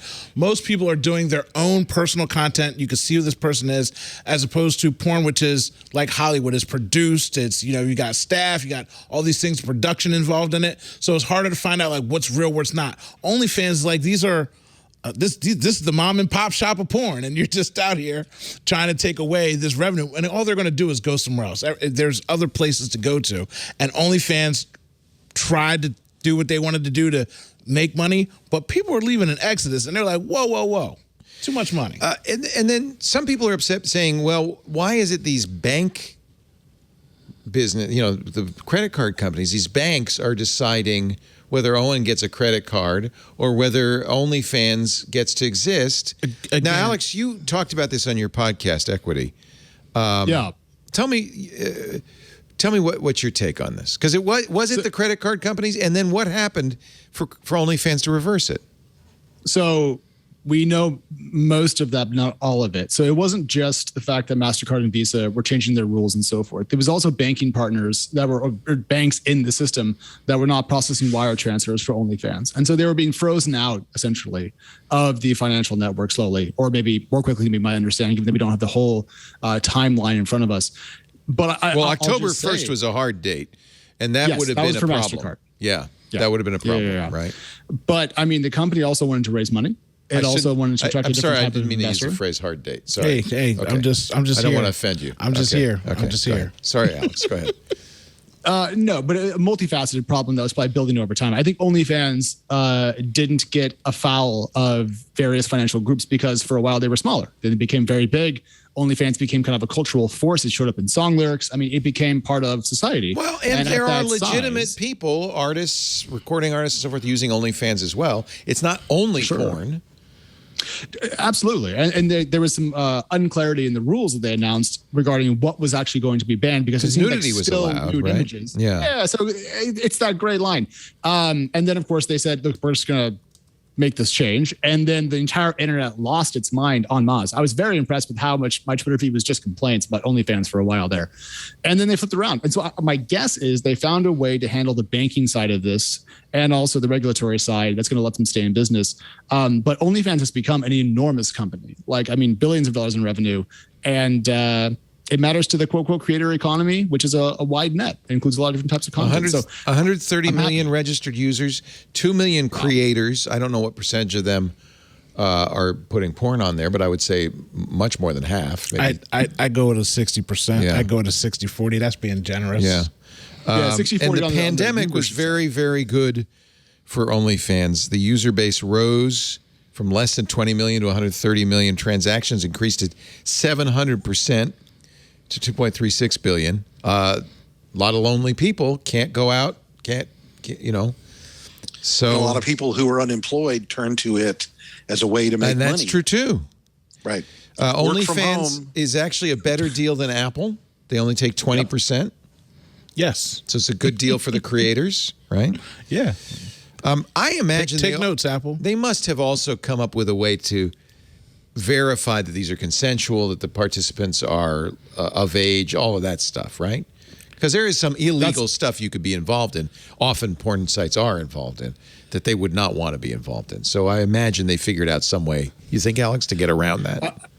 I think they have to find a way to be legit if they're going to try to keep adult content on the site, because otherwise their entire business is going to get frozen out. And then no one, even artists, can't take payments for this through the service. So I'm still waiting to get the details of how their new banking system is going to work. But when I think it was the Bank of New York Mellon just won't send wire transfers anymore, you're starting to have serious kinks in the broader kind of financial framework that makes payments possible. In an interview with Financial Times, they said Bank of New York Mellon, Metro Bank, and JP Morgan Chase, that's like as big, those three big ones blocked intermediary payments. So that meant the creators couldn't get their earnings. At that point, you have to make a decision about what to do. And if you don't see a way forward with keeping most adult content on the service, you have to, cut off as much of it as you need to stay alive. What I'm really curious about is between that decision, which they must have made reluctantly because they're making so much money from this, what changed in that couple of days in which they figured out what they needed to do to stay in the business that they have been in. Who stepped up to help them? How did they figure this out? I don't know that yet, but I'm so curious what on a technical and financial and regulatory side was done. So if you know, tell me, because my gosh, it seems when you like a find out, roundabout tweet it out, Alex, because I want to know too. All we have Very is a tweet from the company saying it had, quote, secured assurances necessary to support our diverse creator community. So have we had statements from the bank saying that they will handle the transactions to the creators? Dwight, can you imagine JP Morgan Chase saying, "Oh yeah, yes, no problem." Yeah, There's no problem. But how do we know they fixed it? But I don't think that one's coming. So they must have found. So maybe you know this financial system better than we do, Alex. Is there another way to go? What do you start taking Bitcoin? Yeah, we moved to Bitcoin. We're going digital now. We're going to sell our digital art as ETH NFTs, on OnlyFans. NFTs. Man, we got so far today before we brought up NFTs. I'm proud of it.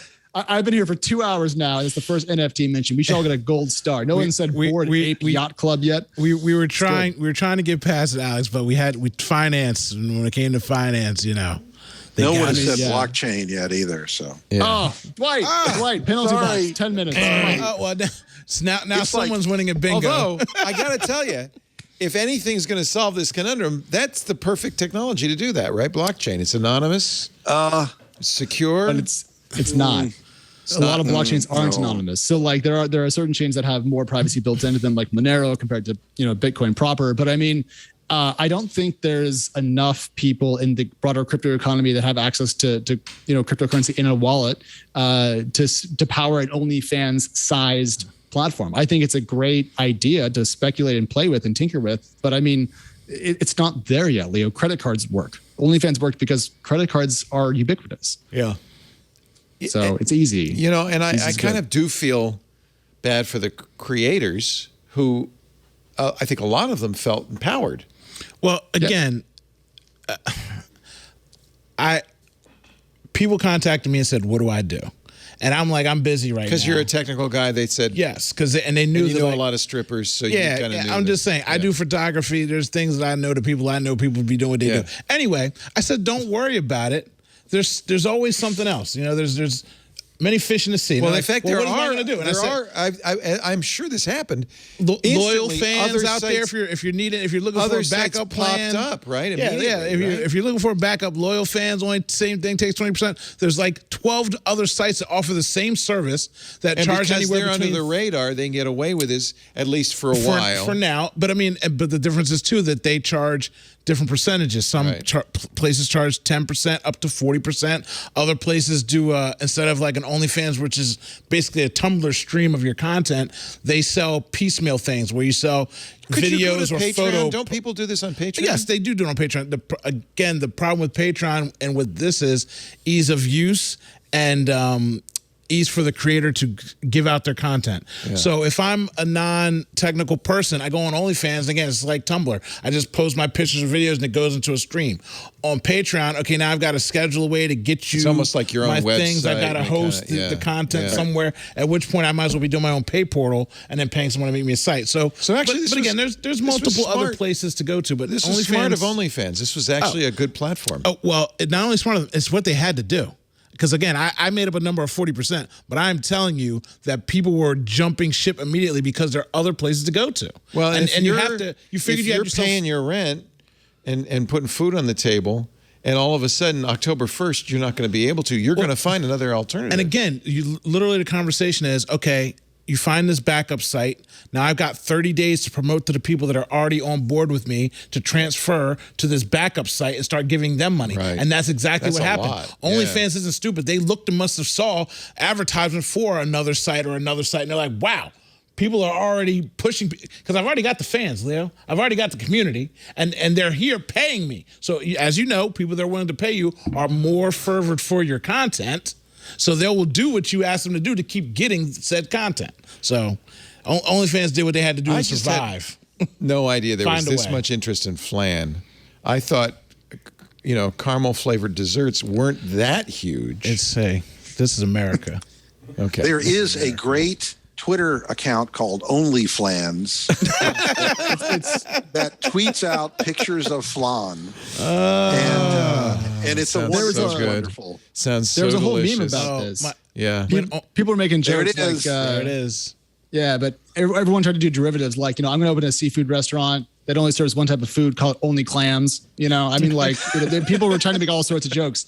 But keep in mind, guys, like Tumblr banned adult content. It was a hot mess. Patreon has banned everything. How did Tumblr do after that, by the way? That really pretty much killed Tumblr, didn't it? Have you heard of Tumblr since? Yeah. Absolutely not. And Patreon They got has sold hard for rules $1.50 to WordPress. Right. Yeah.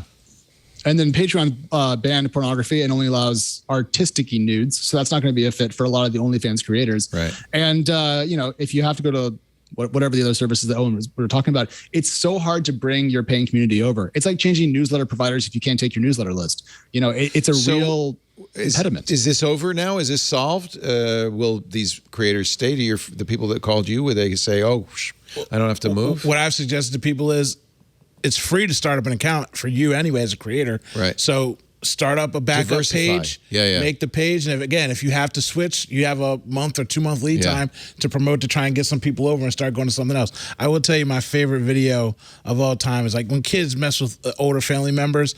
A younger girl was talking to her grandmother, and she's like, "Grandma, do you have an OnlyFans?" And she's like, "I can afford air conditioning. I haven't had OnlyFans since I was in grade school," and it's the cutest thing in the world. She's like, "No OnlyFans. We use air conditioning." Us Medicare folk, we have very limited understanding of this modern we use the modern AC world. nowadays. No OnlyFans. Good news. Should we take a break, or let's take a break, and then we'll give you some good news for people who wanted Windows 11, or is it? Our show today brought to you by WordTune. You know what? Writing is probably the most important. I know I'm a speaker, but really, if you want to get your ideas together and communicate, writing is huge. Huge. But bad writing is a problem. Did you know every year U.S. businesses waste over $400 billion. That's almost $500 billion because of bad writing. It causes confusion. It misses the mark. It takes too long to get to the point, and it may even bind you to something you didn't want to be bound to. On the other hand, good writing helps businesses win and impress customers. It enhances brand perception and improves internal communication. It really is about communication. Strengthens relationships with critical partners. It's good for you, too. If you're a good, clear, effective writer, man, the world's your oyster.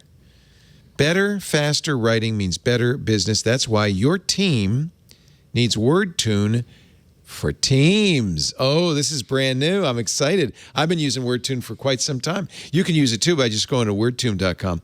And you put in some prose. It'll give you a bunch of different ways to express it. And even though I think I'm a pretty good writer and I like to write and I write a lot, every time I use WordTune, I go, that's great. Great idea. And then I integrate it in. It goes way beyond simple spelling and grammar correction. It's the only AI-powered writing tool that actually understands meaning and context and what you're trying to say. It gives you writing suggestions that help anyone achieve clear and compelling writing. And WordTune for Teams does it for your team in business. What a great idea. The ultimate writing tool to evaluate your entire team's writing instantly. I was blown away. I actually thought, oh no, I'm a great writer. I know how to write. I don't need WordTune. And then I go, oh. Plus you can say, make this more formal, make this less formal, make it more casual, make it clearer, shorten it, expand it. It has all sorts of settings. It's actually brilliant. You really feel like you've got a writing coach. When can your team use WordTune? WordTune enhances performance on any project. Everything from internal emails. Wouldn't it be nice if emails were clear, concise, and expressive? Press releases. How many bad press releases have we read? Right? Yes. Sales outreach to customer services, support, so much more. When you're writing to a customer with a support email, it would be so nice if they were clearly written, elegant, maybe a little more casual, maybe a little, you get to choose.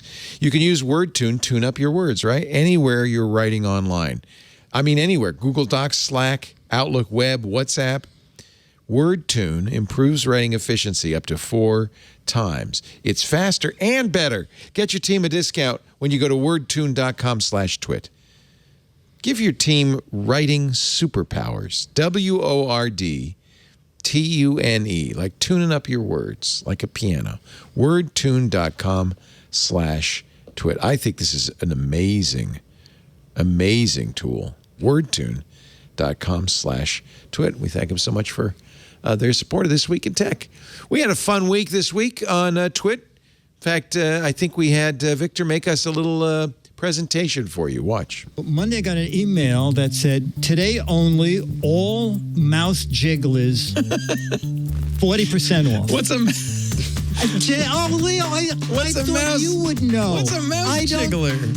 I can't believe you bought this without knowing what it does. Wouldn't you spend $15 to have your own mouse jiggler with LED readout? Yes. Previously on Twit. Tech News Weekly.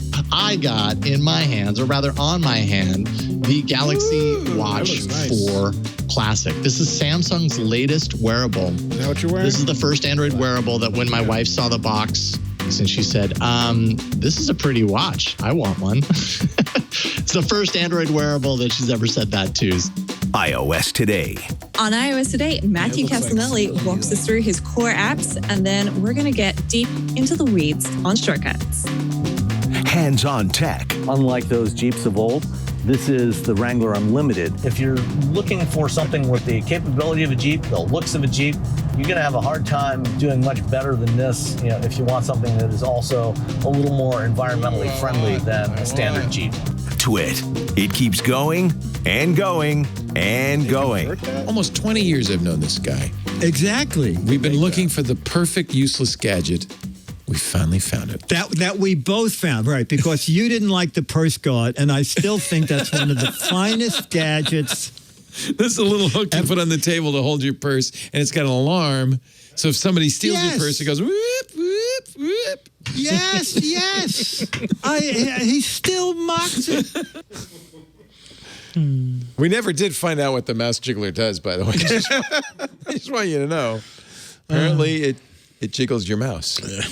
I assume it's I know that's for falling asleep. What's it for? What's it for? Keeps your computer from falling asleep. Oh, well, there's ways to do that. Yes.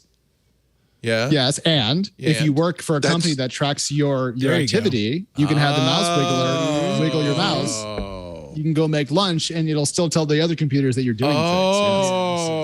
It's the equivalent of recording a video that you could put on Zoom so that people think you're there. See, I mean, I'm old school, so I just use OnlyFans for that. I just take a stick to the fan and put it on motion. I tie it to the mouse. Oh, that the kind fan of returns. Okay, actually, flan jiggle's pretty good too. Yeah. So that's I'm low budget over here with that. I didn't know it had a device we could buy. Mouse jiggler. That's actually probably what it's really for. Yeah, that makes complete sense. I'll be diggity danged. I don't think Dick and I figured that out. We don't have the larceny in our minds so much, It required the geniuses of Twit. It did. There you go. You guys are good. You guys are good. By the way, I do want to mention that Dick's Giz Fizz is seen every week on our live stream and then is available for download to Club Twit members. Is one of the many wonderful benefits of joining Club Twit. $7 a month gets you ad-free versions of all our shows. That's both video and audio. So you never have to hear another ad, including this one, by the way. You also get access to the Twit Plus bonus content feed. That includes the Giz Fizz, the Untitled Linux Show, Inside Twit, and well, we had a good conversation before the show began, I think, about massive donuts. Yep. Things like that. All the stuff that happens before and after the shows, it's a really good feed. So I think that's a pretty nice benefit. Of course, the best benefit is knowing that you're keeping Twit going. Oh, I forgot to mention the Discord. There's a great Discord, too. A lot of fun. Discord's super fun. Yeah. I had used Discord, but I'd used it more like a Slack a little bit. I'm a member of, Discords of programs I use or programming languages and stuff. But I think it's the future of social networks. Well, I am, as they know, I am a chat man warrior. I'm a man of the people. The best thing about Discord is that I can express myself with GIFs and emojis. So sometimes, oh my God, the text animated GIFs. Sometimes the word just doesn't give you the right feeling, as opposed to a cat with laser beams shooting out of its back, flying across the moon. Sometimes you need to feel that in a GIF, and you get to do that in the Discord. It is amazing. And you may also see some behind the scenes shots, like these from Lisa, of the two Aunt Pruitts. That's right. I'm gonna call myself Aunt Pruitt Light. Look at that. You know what I mean? Look how big your head is compared to Lisa's head. Hey, look! I'm saying. Look at that. And imagine the donut was bigger than my head. That's what I'm trying to tell people. Lisa could go through the hole in the donut. I'm trying to impress people how big that donut actually was. Wow. You know? It was a big donut. Yeah. Anyway, it is a lot of fun. I hope you get the satisfaction too of knowing you're supporting the network. And yes, while we have ads, I would love to see the support come from our listeners, people like you. And thanks to all of you who are already Club Twit members. We really appreciate that. It helps a lot. For more information, twit.tv/Club Twit. As Joe says in the Discord, we are the benefit of Club Twit. Yes, that's true. That's true. Let's see. We did OnlyFans. That was the hot subject. Here's one that will be a little more geeky, but a little less sexy. So remember, I have this theory. Microsoft has this new version of Windows 11, which is exactly like Windows 10, except it got rounded corners on the windows. They're going to center the start menu. It's prettier. It's prettier. And I know exactly. I could see this conference room meeting where the guy, the executives are sitting around saying, well, yes, so Satya, we got the new version, Windows 11, Panos Panay, who is, by the way, now promoted to being on the executive committee. Panos Panay says, we're going to do this. It's going to be, but is there anything new under the hood? No, it's the same. It's the same Windows, Satya. It's just we got rounded. And Satya's saying, you know exactly what's going to happen. People are going to come on Twitter and say, I don't want that. Give me some improvements. I don't want rounded corners. You're doing what? You're centering the start menu? Are you nuts? Why would you do that? And Panos says, well, we got this idea. We'll tell them they can't have Windows 11. They can't have it unless they have a brand new 8th generation or later Intel processor and they have a TPU. You can't have it. And it changed the conversation. Now everybody's saying, I want Windows 11, but I can't have it. I'm mad as hell, and I'm not going to take this anymore. So the conversation completely shifted, right? No one said, I don't want a centered start menu. You knew they were going to say that. No one said that. They said, why can't I have Windows? My computer's only 3 years old. And Satya said, yeah, but that's going to create some upset. No. Satya, Panos says, I got this. 3 months later, we'll announce you can all have Windows 11. We changed our mind. And then we've dodged the bullet on the centered start menu. Everybody's happy. And that's exactly what happened. This week, the Microsoft had a briefing. They didn't invite me. Did they invite anybody here? No. They invited. I don't cover Microsoft anymore, but Leo, can I just say before you get into the important stuff here, that was a terrible Panos Panay impression. I know Panos, and it was more like, I'm all pumped up about this Windows 11. I'm so pumped. It's so great. I'm going to drop a surface now. I was waiting for him to fist bump like a Windows. All right, I admit, I wasn't doing impressions. I was more, it's a thought experiment. Yeah. It's like the one-man show. Leo does Microsoft. I mean, I don't know what the hell that was, but it was very interesting. But that's just my theory, is that they had this problem because Windows 11 is garbage. It's nothing. What? I want it. Yes, you do. Because you can't have it. You can't handle the 11. No. Hear me out. Windows 8 was an attempt to do something that didn't work, was to bring, tablet and desktop together in one OS. Didn't work out. All right, fair enough. Windows 10, fantastic. Big Windows 10 fan. Use it every day on my gaming machine. Yeah. Love it. You don't need anything else. You know what? Yeah. It could use some polishing. It's a little like the start menu is kind of gross, and there's some things about it that I don't love. And it looks like Windows 11 is going to have the same rock solid base of security, and they're not changing anything. Works really well. And, there's one other thing, which is there's a redesigned Microsoft Store, and they're going to have Android apps in there, which I don't think is going to get anybody going, oh, I got to have that. I mean, I think it's a cool a benefit. Idea, it's a small benefit. Android apps, really? Look, at this point, if you're not stealing stuff from Apple and integrating it into your system, you're behind on that respect. As opposed to where Apple does things where the exact opposite. They give you the same thing for 19 years, and then they're like, oh, we have reinvented waterproof phones. When everybody's had a waterproof phone for the last 5 years. But when they do it, it's magical. Windows is doing the exact opposite. Yeah, we're going to do some magical stuff in the future, but you can't have it yet. So when you get it, you'll find out the corners are rounded. Okay, so aesthetically, it looks better. I guarantee you, all of the talk would have been about centered start menu. Yes. Like why? And by the way, it's easy to put it back to the left. But it's like, what's the point? Why do you do that? That's just, what is that? You're just messing with my muscle memory now. So Leo, in this, later this year, I'm going to buy a new laptop. I've got a 2014 MacBook Pro, and I'm not going to be able to run the next version of the Mac OS. And I've been thinking about replacing it with a Windows machine, Windows gaming machine. Oh, yeah. And I was kind of on the fence about it, but having seen Windows 11, I like the way it looks so much and the way it behaves. Maybe they're going after the Mac crowd. Yeah. It looks like a Mac. It's very similar. The design language is very similar. And so I think I agree with Alex. I think Windows 10 needed a facelift. They've done it. They've done it in a way that I think probably Apple should do with Mac OS. They talked about, with Big Sur, how it was an overhaul. Not really. It's still kind of light gray with buttons. And I think that Windows 11 is a lot bolder in terms of like a facelift, but it is a facelift. But for a user experience, that's good. Yes, Dwight, you're right. But also it has better multi-monitor support, and it has some gaming stuff that's going to make games load a lot faster, which matters to me. And I think it has widgets, which I've wanted back since Vista. Oh, so boy, there's an improvement. Widgets are back.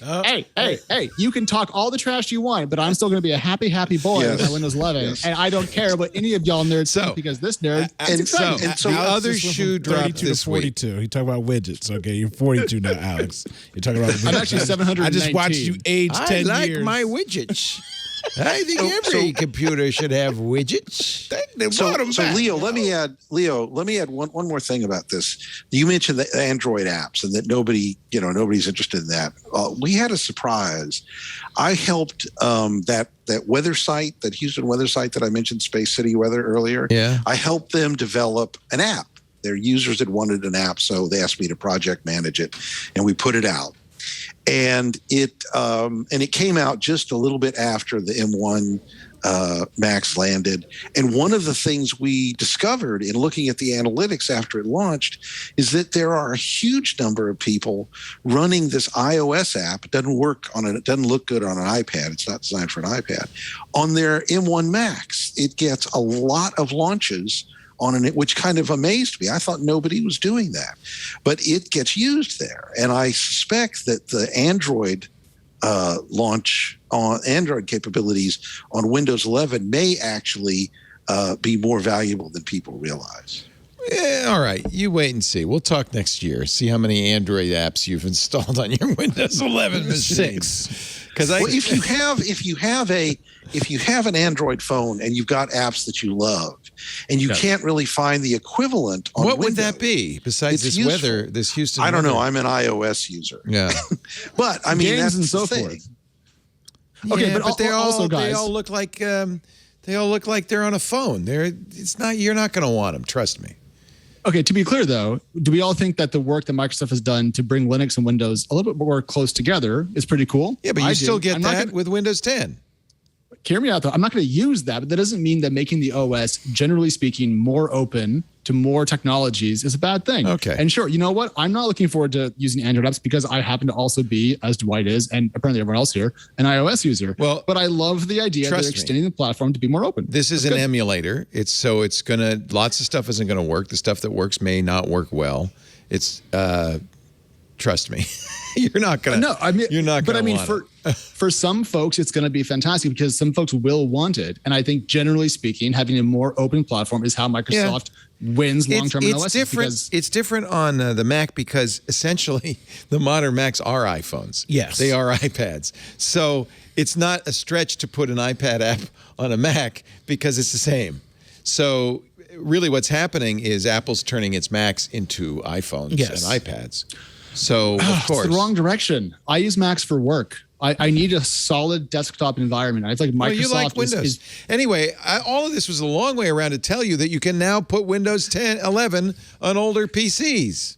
Congratulations. It's my you have to sideload it. evil strategy has come full circle now. It's my Windows, and I want it now.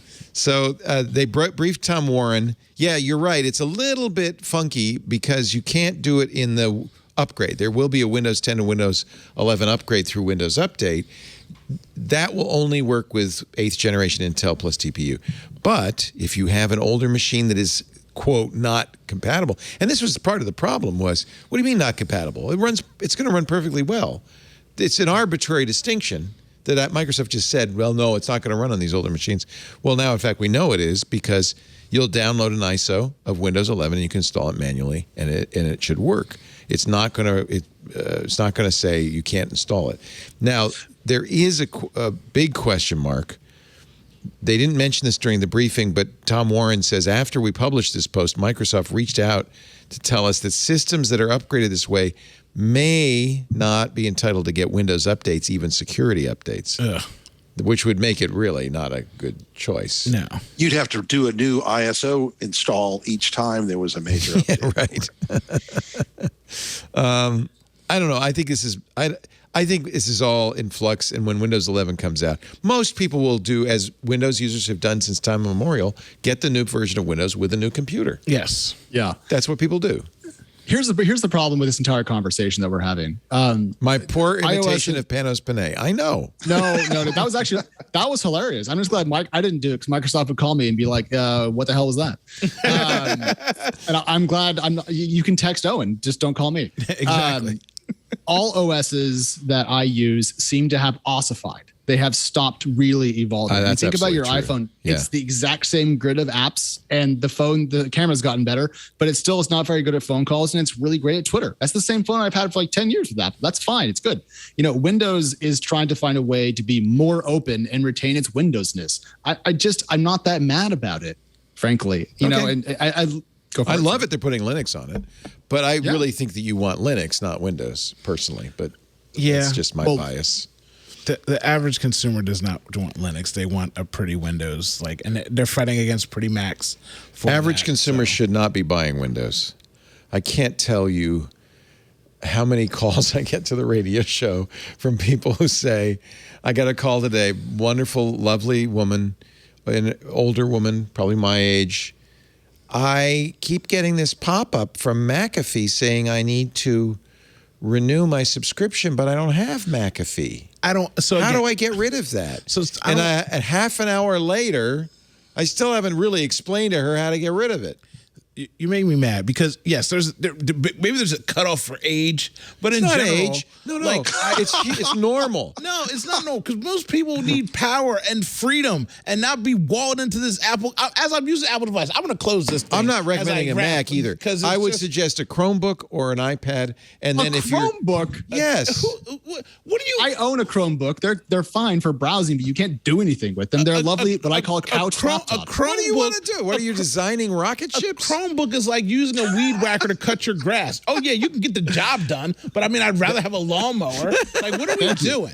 I'm opening back up this Apple thing as I yell and rant. Look, again, I'm not a perfect person. Is that because you're traveling? You didn't want to bring a big computer with you? No, it's just because I'm an American citizen, which makes me a trash panda. I fully understand what's wrong with Apple, but there is a great consumer base. Like Leah, all she does is play all these games. All her friends need PCs. They're not gaming on Macs. That's not the life that they're living. You can't live a life like that. So there's a whole ecosystem. Right. If you're a gamer, I agree. If you want to play the latest Skyrim or Cyberpunk 2077, or if you want to process get a 4K Windows machine. Or 8K video and you don't want to spend $1 billion. No one's doing that either. Huh? What are you talking about? My phone's everybody's process. Have you not looked at YouTube and OnlyFans? Everybody's got 4K. And this is all enthusiast stuff. And I think any enthusiast should get any operating system they want. I don't disagree with you. I'm just saying normal people who want to do some banking, check their email, and shop at Amazon on. They don't need. If you're over the age of 55, all you need is a Chromebook. If you're 25, you're not doing anything that you need a Windows machine for. It's been a long day since you've been 25. They need things, Uncle Leo. They need things. Alex, tell them. Tell them to 25. You're the closest one to it, Alex. Tell them what the young kids need. First of all, I don't entirely endorse the disses that just happened because that was brutal. But I will say, Leo, I think that the thing that you're missing slightly is that the Gen Z folks are incredibly creative. They make stuff. Okay, and I think they're going to. But I mean, honestly, maybe an iPad would be a better choice. We are all creators. Absolutely not. We are all creators. This thing doesn't a lot of do them anything. just make it on their phone. But all of TikTok stuff is done on the phone. It's not done on a computer. My son has 6.6 million views of his last TikTok video, and he does it on his phone and his Mac, but he uses Final Cut. But still. So he needs a desktop environment that you cannot have on a Chromebook. Yeah, but how many? I mean, is that everybody? Chromebook is worthless. Chromebook is worthless. Chromebook is This is the spiciest conversation I've ever been on. Wow. Just get yourself a Chromebook. What do you need to do? Go to AOL.com? What are we doing? You are doing that. They're getting email. They're surfing the net.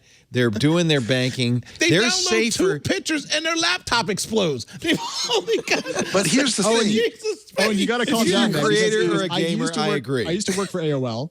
And I'm about to work for Yahoo. So peace, man.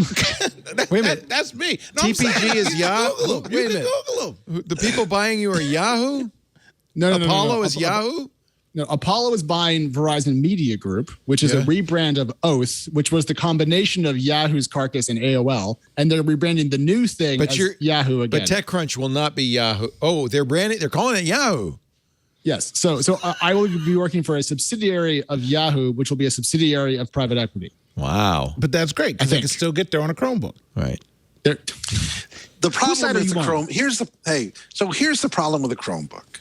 The problem with the Chromebook is, yes, you can do email. Yes, you can use Twitter. Yes, you can do all these very basic things. But at any point, if you make the choice to do more, the answer is no. No. And you don't want to hear no. You don't want to hear no if you want to learn how to or do Photoshop. You don't want to hear no if you want to do Final Cut or Premiere. You don't want to hear no if you want to play the latest Far Cry on a computer instead of a console. You don't want to hear no. A Chromebook tells you no, and that's why you don't want a Chromebook. I just want to make a collage book, and I can't put more than 15 pictures. You can on the totally do it. You Chromebook. guys just can't figure it out. That's all. And you can totally do everything you want to do. I could call the tech guy and get it figured out. It's a lot more secure. It's a lot safer, and you don't understand the pain people are suffering on using Windows for the next, other than your Apple shows that you have to do, for the next 30 days. I do a Windows show too. For the next 30 days, you must do every single show, every piece of living on a Chromebook. 30-day total. Oh, no, not me. But I'm saying, we can do anything on a Chromebook, baby. It's Uncle Leo. I mean, you are the tech guy. If it could be done, it will be done on a Chromebook. I mean, I'm not crazy. Hey, look, I'm just saying. Uncle Leo just told you what to get now. I ain't using that weed whacker to mow my lawn. Exactly. I am not nuts. Exactly. All right. I own a Chromebook. I stand corrected. I love it. Chromebooks are great couch laptops if you don't want to use an iPad. I like to have a keyboard. And so, but if I want to watch YouTube on the couch, it's great. But that's all it is. It's merely for lightweight consumption. That's not a computer. I don't think a lot of students are going to school. It is a computer. It's just not a very capable one. Fine. I'll allow that. We can move on now, but I'm glad we had this very enlightening conversation. I'm sure we've changed a lot of minds. All three of us are going to get into trouble by Chromebook. We're all going to get text messages. No, they don't care. They're selling them like there's no tomorrow. They don't care what you guys say. Yeah, all the schools for in-school learning, that was what they dished out to everyone because it had a webcam and it could do something. Because IT does not want to support 1,000 Windows machines. They're terrified. I don't blame them. Only if they're running Windows 8.1. Where's Lisa? Is not my choice. Where's Lisa with the black car when we need her? I am not making the editors use 8.1. That's not my choice. What are we doing here, folks? What are we doing? Our show today, let's take a break. Our show today brought to you by ZipRecruiter. I am very happy. If you are hiring, I thank you. God bless you. Actually, I see nothing but help wanted signs all over the place these days. That is the worst way, by the way, to hire for a job. You're hoping that the perfect employee is going to walk by, see your sign, and apply. When you could go to ZipRecruiter, amazing. You could go to ZipRecruiter, post in a minute to 100 different job sites, because one post on ZipRecruiter goes to 100 plus job sites, social media like Facebook and Twitter. It gets your ad out there to everybody. And that means you're more likely to reach that one person who's going to be the perfect employee. According to Forbes, nail salons are hiring, gyms are hiring, moms and pop stores are all set to go on an epic hiring spree in the coming months because they're opening and there's huge pent-up demand. I mean, I cannot wait to get my toenails done. I know you feel the same way. They're already. Oh, look, you got green. Yeah. Did you get a mani-pedi? I did. I took the kid to get her nails done. See? People are dying. They're dying to get that mani-pedi. Got to get it done. And there's a shortage, but not with ZipRecruiter. You can get that job filled faster than you can imagine. Millions of jobs are suddenly opened up. Where do businesses go to fill these roles? ZipRecruiter. And you lucky person, because you're listening, you can try it for free right now. ZipRecruiter.com/twit. Here's another thing ZipRecruiter does that a sign in the window won't do. ZipRecruiter's matching technology scans resumes across its network of millions of job seekers. It will say, oh, this person's qualified for your open role, proactively presents them to you. You can review the recommended candidates, and you say, that one's good. You can invite them to apply for the job. You say, that one's no good, no foul, no harm, no foul. You just put it aside. But this encourages them to apply faster because they heard from you. And according to ZipRecruiter internal data, jobs where employers invite candidates to apply get 2.5 times more candidates. It's so effective that 4 out of 5 employers who post on ZipRecruiter get a quality candidate within the first day. Actually, we use it, and it's usually an hour or two. And I always love it because Lisa's always skeptical. She says, oh, no, I got to fill another post. Oh, no, I don't want to. I'm going to have to do it. I said, Lisa, just ZipRecruiter. And within an hour, she's going, oh, look, there's a great candidate. Oh, there's another great candidate. It's amazing. Right now, you can try it absolutely free. ZipRecruiter.com/twit. Please use that address so they know you heard it here. That's how you get the free trial. ZipRecruiter.com/TWIT. ZipRecruiter, the smartest way to hire. Thank you, ZipRecruiter. Hire this guy, okay? Somebody. Hire this guy. I'll tell you when the posting goes up. I appreciate you. We'll see if they recommend you to us. They probably won't. Alex is vouching for me, so I'm good to go. Oh, good. All right. Let's see. Did we get everything? Let me see. Wait a minute. There's more. Are you finally doing Twit After Dark? No, he's making it up. He's trying to make it. Oh, didn't we talk about that years ago on some show, I talked about a lot of stuff. Here's the thing. I'm here to talk to the boss today, so I'm going to make it happen. Oh, you're going to talk to Lisa. I'm talking to the boss. Black cards, Twit After Dark. Black cards. We're gonna figure it all out. Yeah, I realized for a long time I've been talking to the wrong person. Coming on the show, hanging out with this guy. I got no power around here. I don't know. I don't know what I've been doing, wasting my time over here. Yeah. Hey, what do you say? I see you wrote an article about this, Alex. What do you think about? It's so interesting to watch companies that were saying, come back to work, saying, whoa, hold on. Apple's now saying, yeah, probably next year, but we'll let you know. Yeah. I wonder if there's a new future where people are working remotely in almost every case. What do you think? Yeah. I think that is the case. I mean, so I talk to a lot of early stage technology startups, companies with 2, 3, 5, 7 employees. And in the last, 18 months, they've all become essentially default remote. They have a couple people in City X, and they have a couple people country Y, and they just kind of hired where they can. It's a hard talent market, and folks are online everywhere. And so to me, these big companies that are thinking they're going to be able to just command everyone to start commuting again and living in certain areas are kind of insane because those same employees have more job opportunities than ever.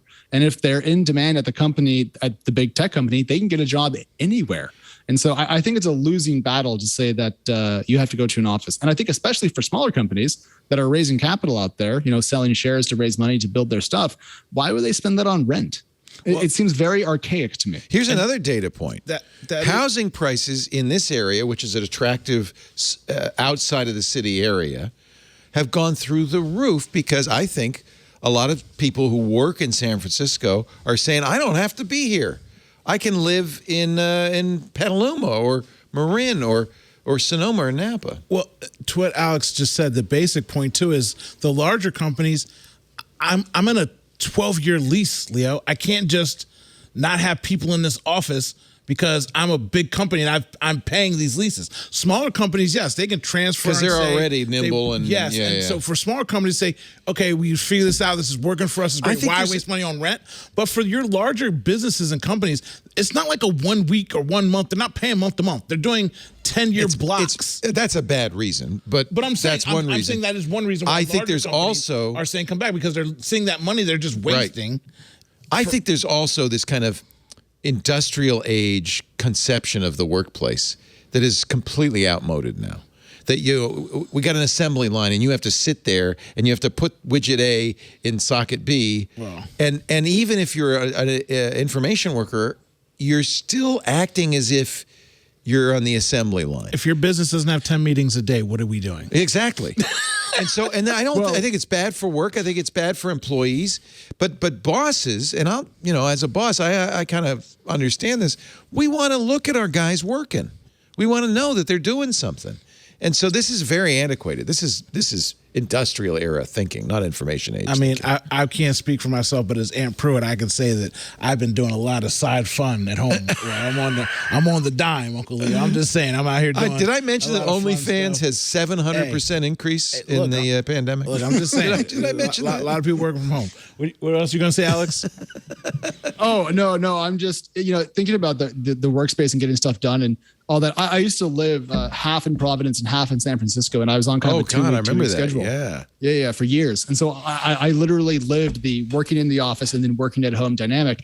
And it's amazing how much more I got done at home because I wasn't walking to a bus stop, taking a bus downtown in SF, going into an office, making coffee, talking to a couple of colleagues, then getting started. I just walked to my desk. And I start work earlier now. I've never worked more than during the pandemic, and I've never been so productive. And so to me, like the argument that bosses need to physically look at you is silly because they didn't anyways. When I was in the office, all it did was make my life worse. And because we don't have offices in our office, we just have rows of desks. It's a miserable place to be. And so I'm annoyed it took a pandemic for us to realize that we didn't have to do this, but here we are. And I think if you look at the young tech companies, they show you the future of management to some degree. Google did back in the day. And I think we're going to a remote first world. What about, I'm trying to think of what the negatives are. Because there is a benefit to being in the same room and kind of look how we are jamming together, you and me, Owen, because we're in the same room, right? It makes a difference. So Leo, in one of the things that's happening also is that larger companies recognize that Alex is right. And while some of them are saying, we want you back in the office, a lot of them are kind of preparing for like a hybrid type of work setup. HPE, which has moved its headquarters to Houston, and before that was in the process of building a new building, had altered the inside of the building to emphasize collaboration versus coming in and working all the time. And so as a result of the pandemic, they've created a workspace that people want to come to when they need to be together, but it also has the infrastructure to support remote work well. And so, companies like HPE, which is a tech company, have been smart about it. And I suspect over time, other companies will do the same thing because ultimately Alex is right. Well, and we should also say there is no one size fits all either. There are some jobs here, for instance, engineers have to come here. They have to do physical things. There are some employees who want to work on premises because they miss the social environment. So is it possible to have a hybrid? Hybrid works. Alex, do you have kids? Trying to right now. Don't have one yet. Mazel tov, let's get that going. Kids are great. Really? That's exciting. Congratulations. That's really great. Well, I've been married for a little bit. We want to have kids. Now's a good time. So you're actually having sex now.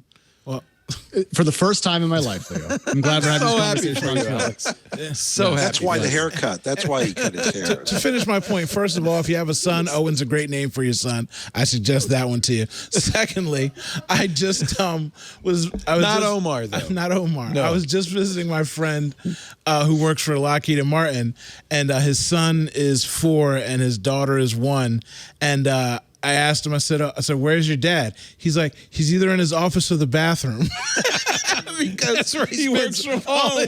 And so he only goes in the office 1 day a month. And I was cracking up. I was like, and the mom, like, she's like, literally, like, if you can't see him, he's in the office or the bathroom. I said, well, the kid, out of the mouths of babes. Out of the mouths of babes, truth. So truth. And for him, being in Lockheed Martin, he still has to travel the world for certain things for his part of his job, but just he enjoys so much being around the kids and being home for the kids. It's great for a father. And just that's really because he's usually in and a it's good for the situation kids too. And it is. And the problem I have in my mind is that it's also spoiling the kids for when he has to go back, because I've always lived a fluent lifestyle. I've been able to pick my kid up every day after school. I coach all her sports and stuff. Isn't that nice?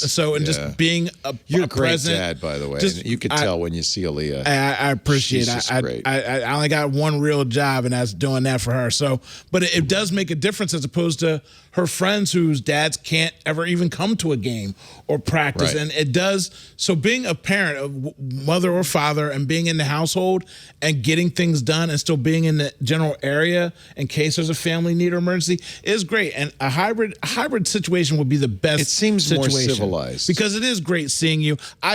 I've been talking to Ant for years. Is this the first time you met? First time we've ever met. Oh, wow. We call each other 2 o'clock in That the morning. explains why I've talking. never seen the two of you at the same together time. at the same time. I mean, we spoke at the Black Caucus. We weren't allowed to join forces at the same time till now. But I mean, I've talked to him so much, like I feel like I know him, and that's great. And it's virtual and all the visual things. Well, we that's can do. another thing that's But being in changed. presence makes a difference. We do have technologies that for the first time ever make it possible for this to get done. Yes. I mean, this is something relatively new. Whenever my daughter gets down, I remind her, I had to ride my bike 12 miles to see a girlfriend when I was down. I couldn't call and FaceTime. I couldn't see anybody. And even on phone, we had regular phones. I had to wait till some of the line wasn't busy. You know what I mean? Like, so you're living in a world where you can actually see your friends, get into little group things. They're playing games together. They're streaming. So even though they're not there's got to be together, some there's downside.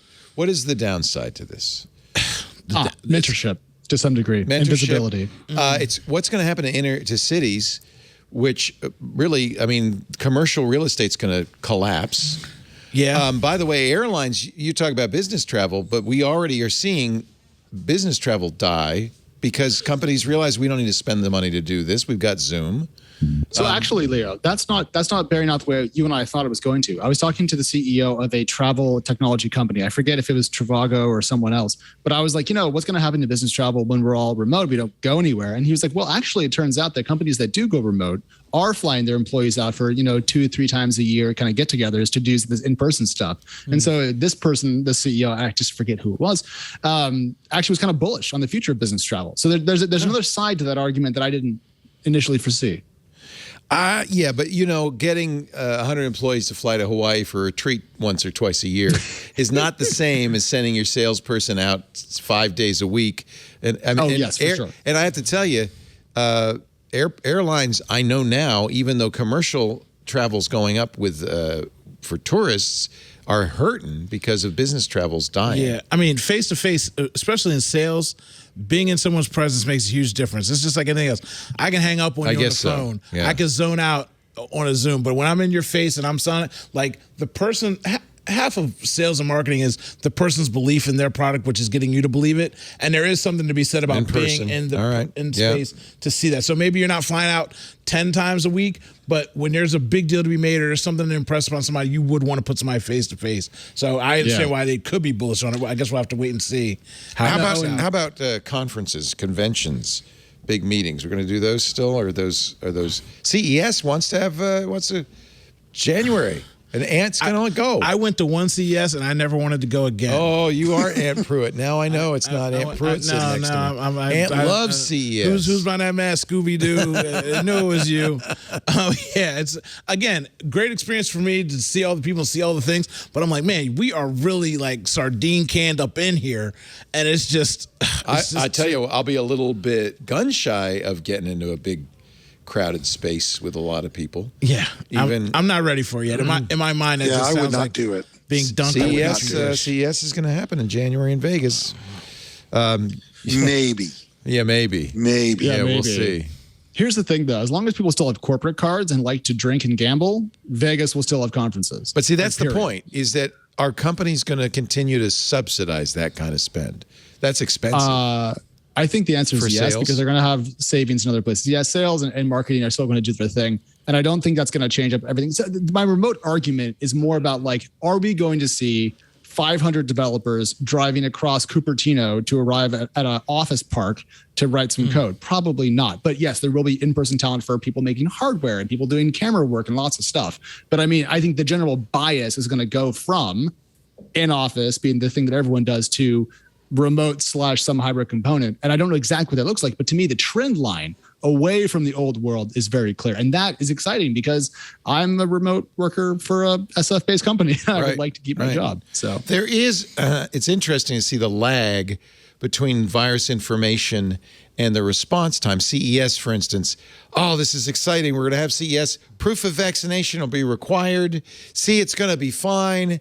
But I think we're all learning now proof of vaccination don't mean diddly anymore. Well, especially with people taking it. So as a person who's just recently traveled, and it's my first time traveling throughout all of this, it's some scary, places are...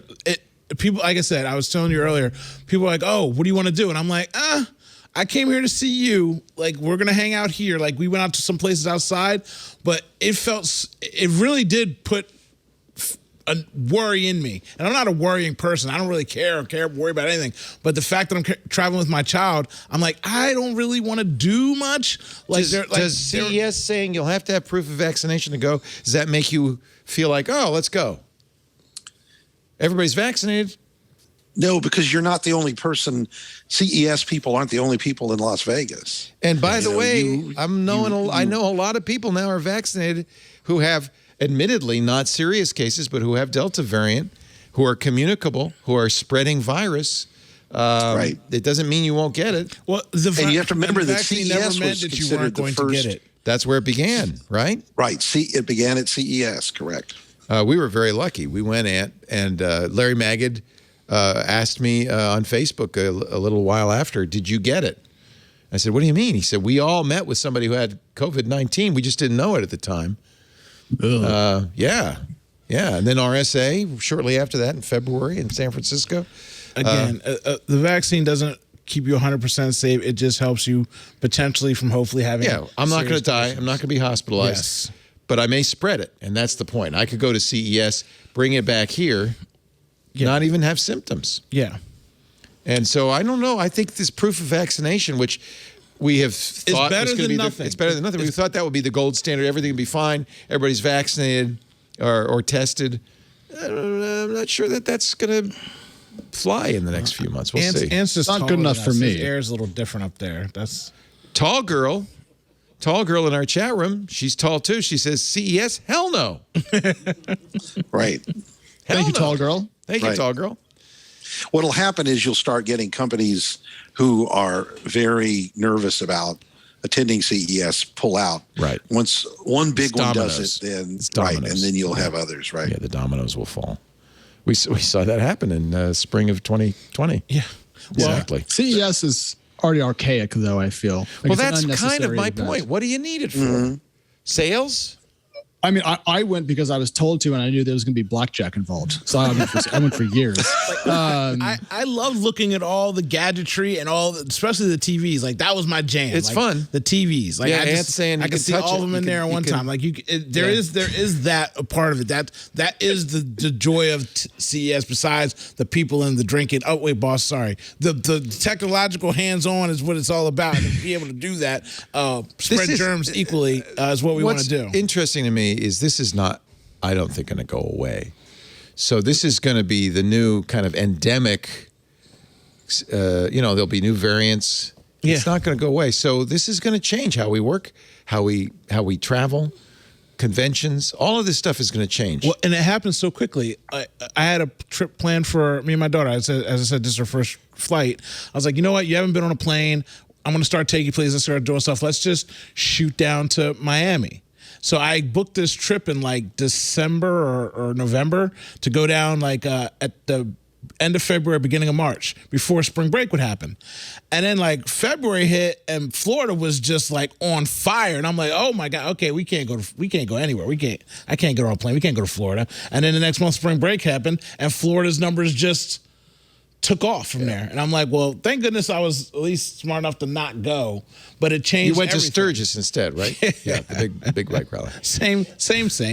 But it's really a weird time. Like I said, even now as we're traveling, we're in certain pods of people. Like people can, come see me. I was like, not this time. Yeah. And I'm trying to keep my circle tight with people that I know are conscious and care about what's going on.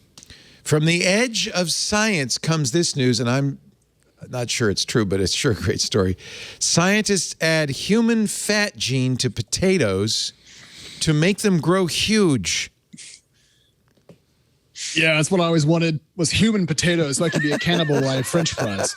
Augmenting potatoes with a human gene that encodes a fat-regulating protein called FTO essentially alters the genetic code to rapidly mass-produce proteins, made otherwise identical potato plants grow crops that were 50% larger. This is from the Smithsonian Magazine. I think that's what happened to Ant versus me. So there was a chromosome in there that just changed things by 50% that I didn't get that he got. I'm trying to reverse engineer it right now, me and the potatoes. University of Chicago chemist Chuan He, co-author of a paper published in Nature Biotech, told Smithsonian, it was really a bold and bizarre idea. To be honest, we were probably expecting some catastrophic effects. So why did you do it?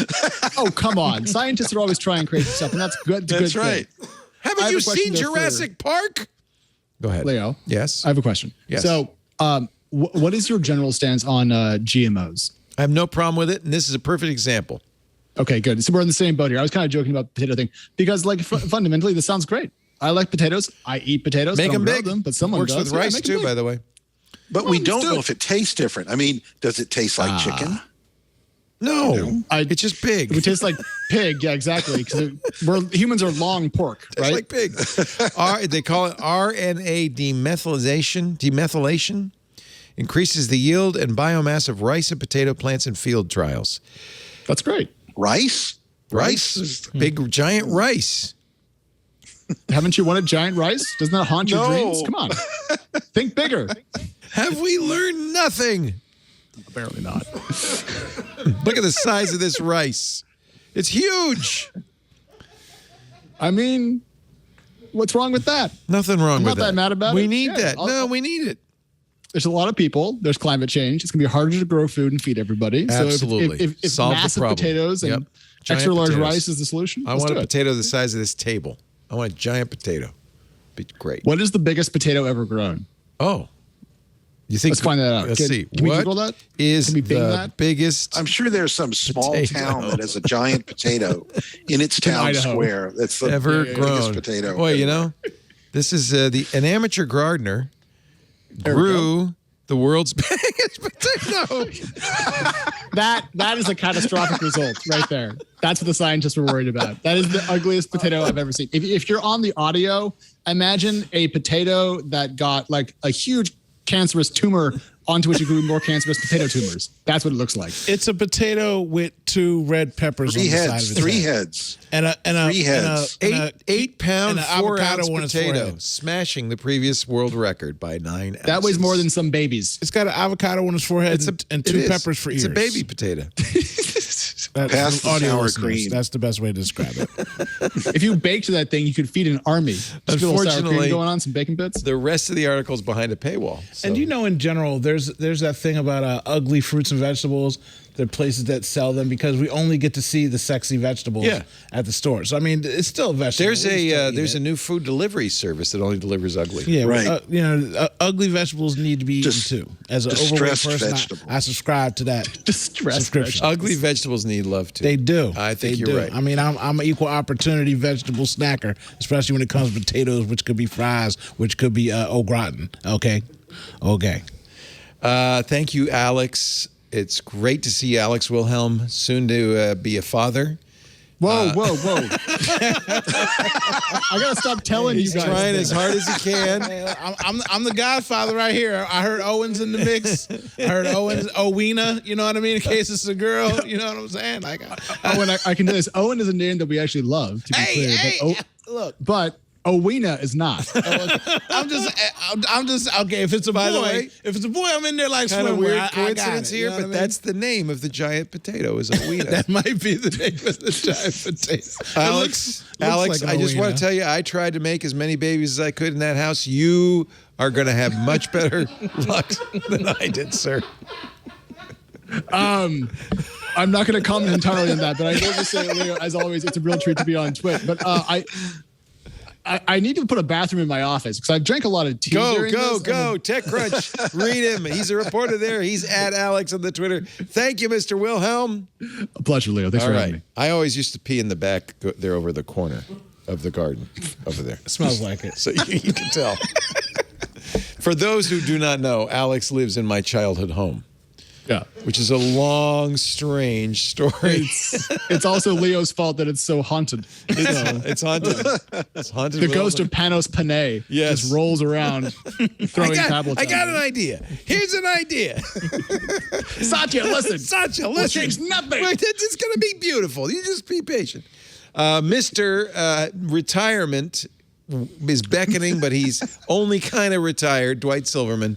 Great to have you two begin your retirement with this show. That's fantastic. It's always wonderful to be on here, Leo. I just am amazed at how long I've been a guest, a panelist on here. Occasionally I go back and look it up, and it's like from 2004. We've been doing this is one of the longest running podcast. It might be one of the longest continuous running podcasts. I guess there's, but we've been doing this since 2005. So we're entering our 16th year. Our 17th. Actually, we're in our 17th year. I'm always honored to be on it, and I'm particularly proud of the fact that now that I have clicked the no longer working at Forbes link on LinkedIn, my current open status as a panelist at Twit has put that on your resume at the top of my jobs on LinkedIn. Perfect. So that's my current job. I love it. Panelist at Twit. We should call him that. Twit panelist. Put that in the lower third.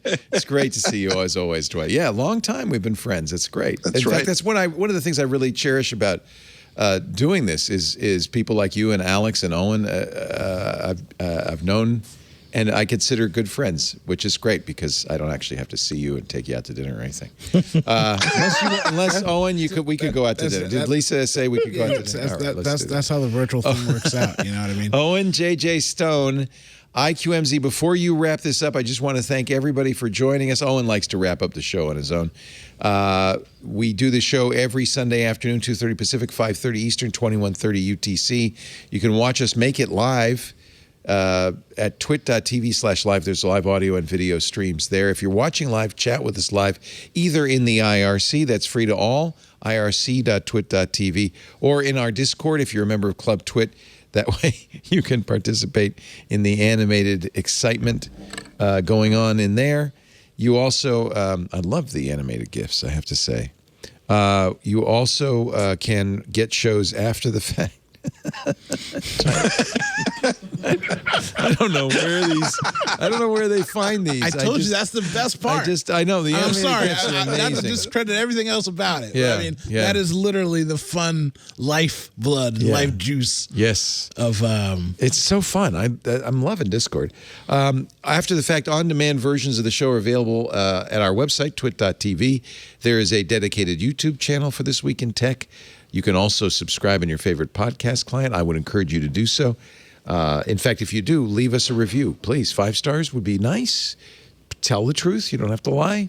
But put that review in there because we want to let the world know about This Week in Tech. You'd think after 17 years everybody would know, but there's still a handful of holdouts who have never heard of the show.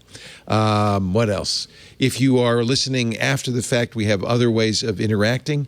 Of course, there's our forums at twit.community. There's our Mastodon at twit.social. And, of course, the Discord, if you're a member of Club Twit. We're in there all week long. Thanks, everybody, for being here. And I am going to let, as always, the Reverend Owen J.J. Stone conclude today's festivities. Owen? So unfortunately for you, I am not Aunt Pruitt, but I am wonderful as always. Let me just tell you something about, like, the Twit and the Twit House that you might not know about. Like, back in the day at the old Twit House, they had a wall where guests would come and sign it. And I, being an insane person, stood on the wall and had Uncle Leo outline me in a Sharpie. I remember. And I'm a dinosaur. And for a good little while, no one dared sign inside my body. But they ran out of space. They started doing it. But that's the kind of fun family stuff that we got going on here. It is just an awesome place. And just being here after, in my mind, I think it might be like 6 or 7 years since I've been in the studio, which seems like forever, but not forever, because you've been doing the show since chiseling tablets. It's just impressive that you keep the show going the way it is with the panelists and the guests. That's thanks to you guys, and if you haven't been here, it's a great setup and situation. I know we're still running 8.1, but let me tell you something. We're running 8.1 better than most people are running Mac M1s out here, okay? A lot of shows out here with some new tech that ain't doing what the Twit is doing over here in this world, okay? Just so you know. So I just want to say, again, love you viewers, love you listeners. You guys are the best people in the world. And for you, I'm going to go rob the vault of electronics that Uncle Leo has in the basement. Well, he says he doesn't have them, but I've been here. I know where it is. I'm going to go get it. Me and Lisa are going to go hit that black car and get some lunch or dinner. I love you guys. Another Twit is in the can. Bye-bye, everybody.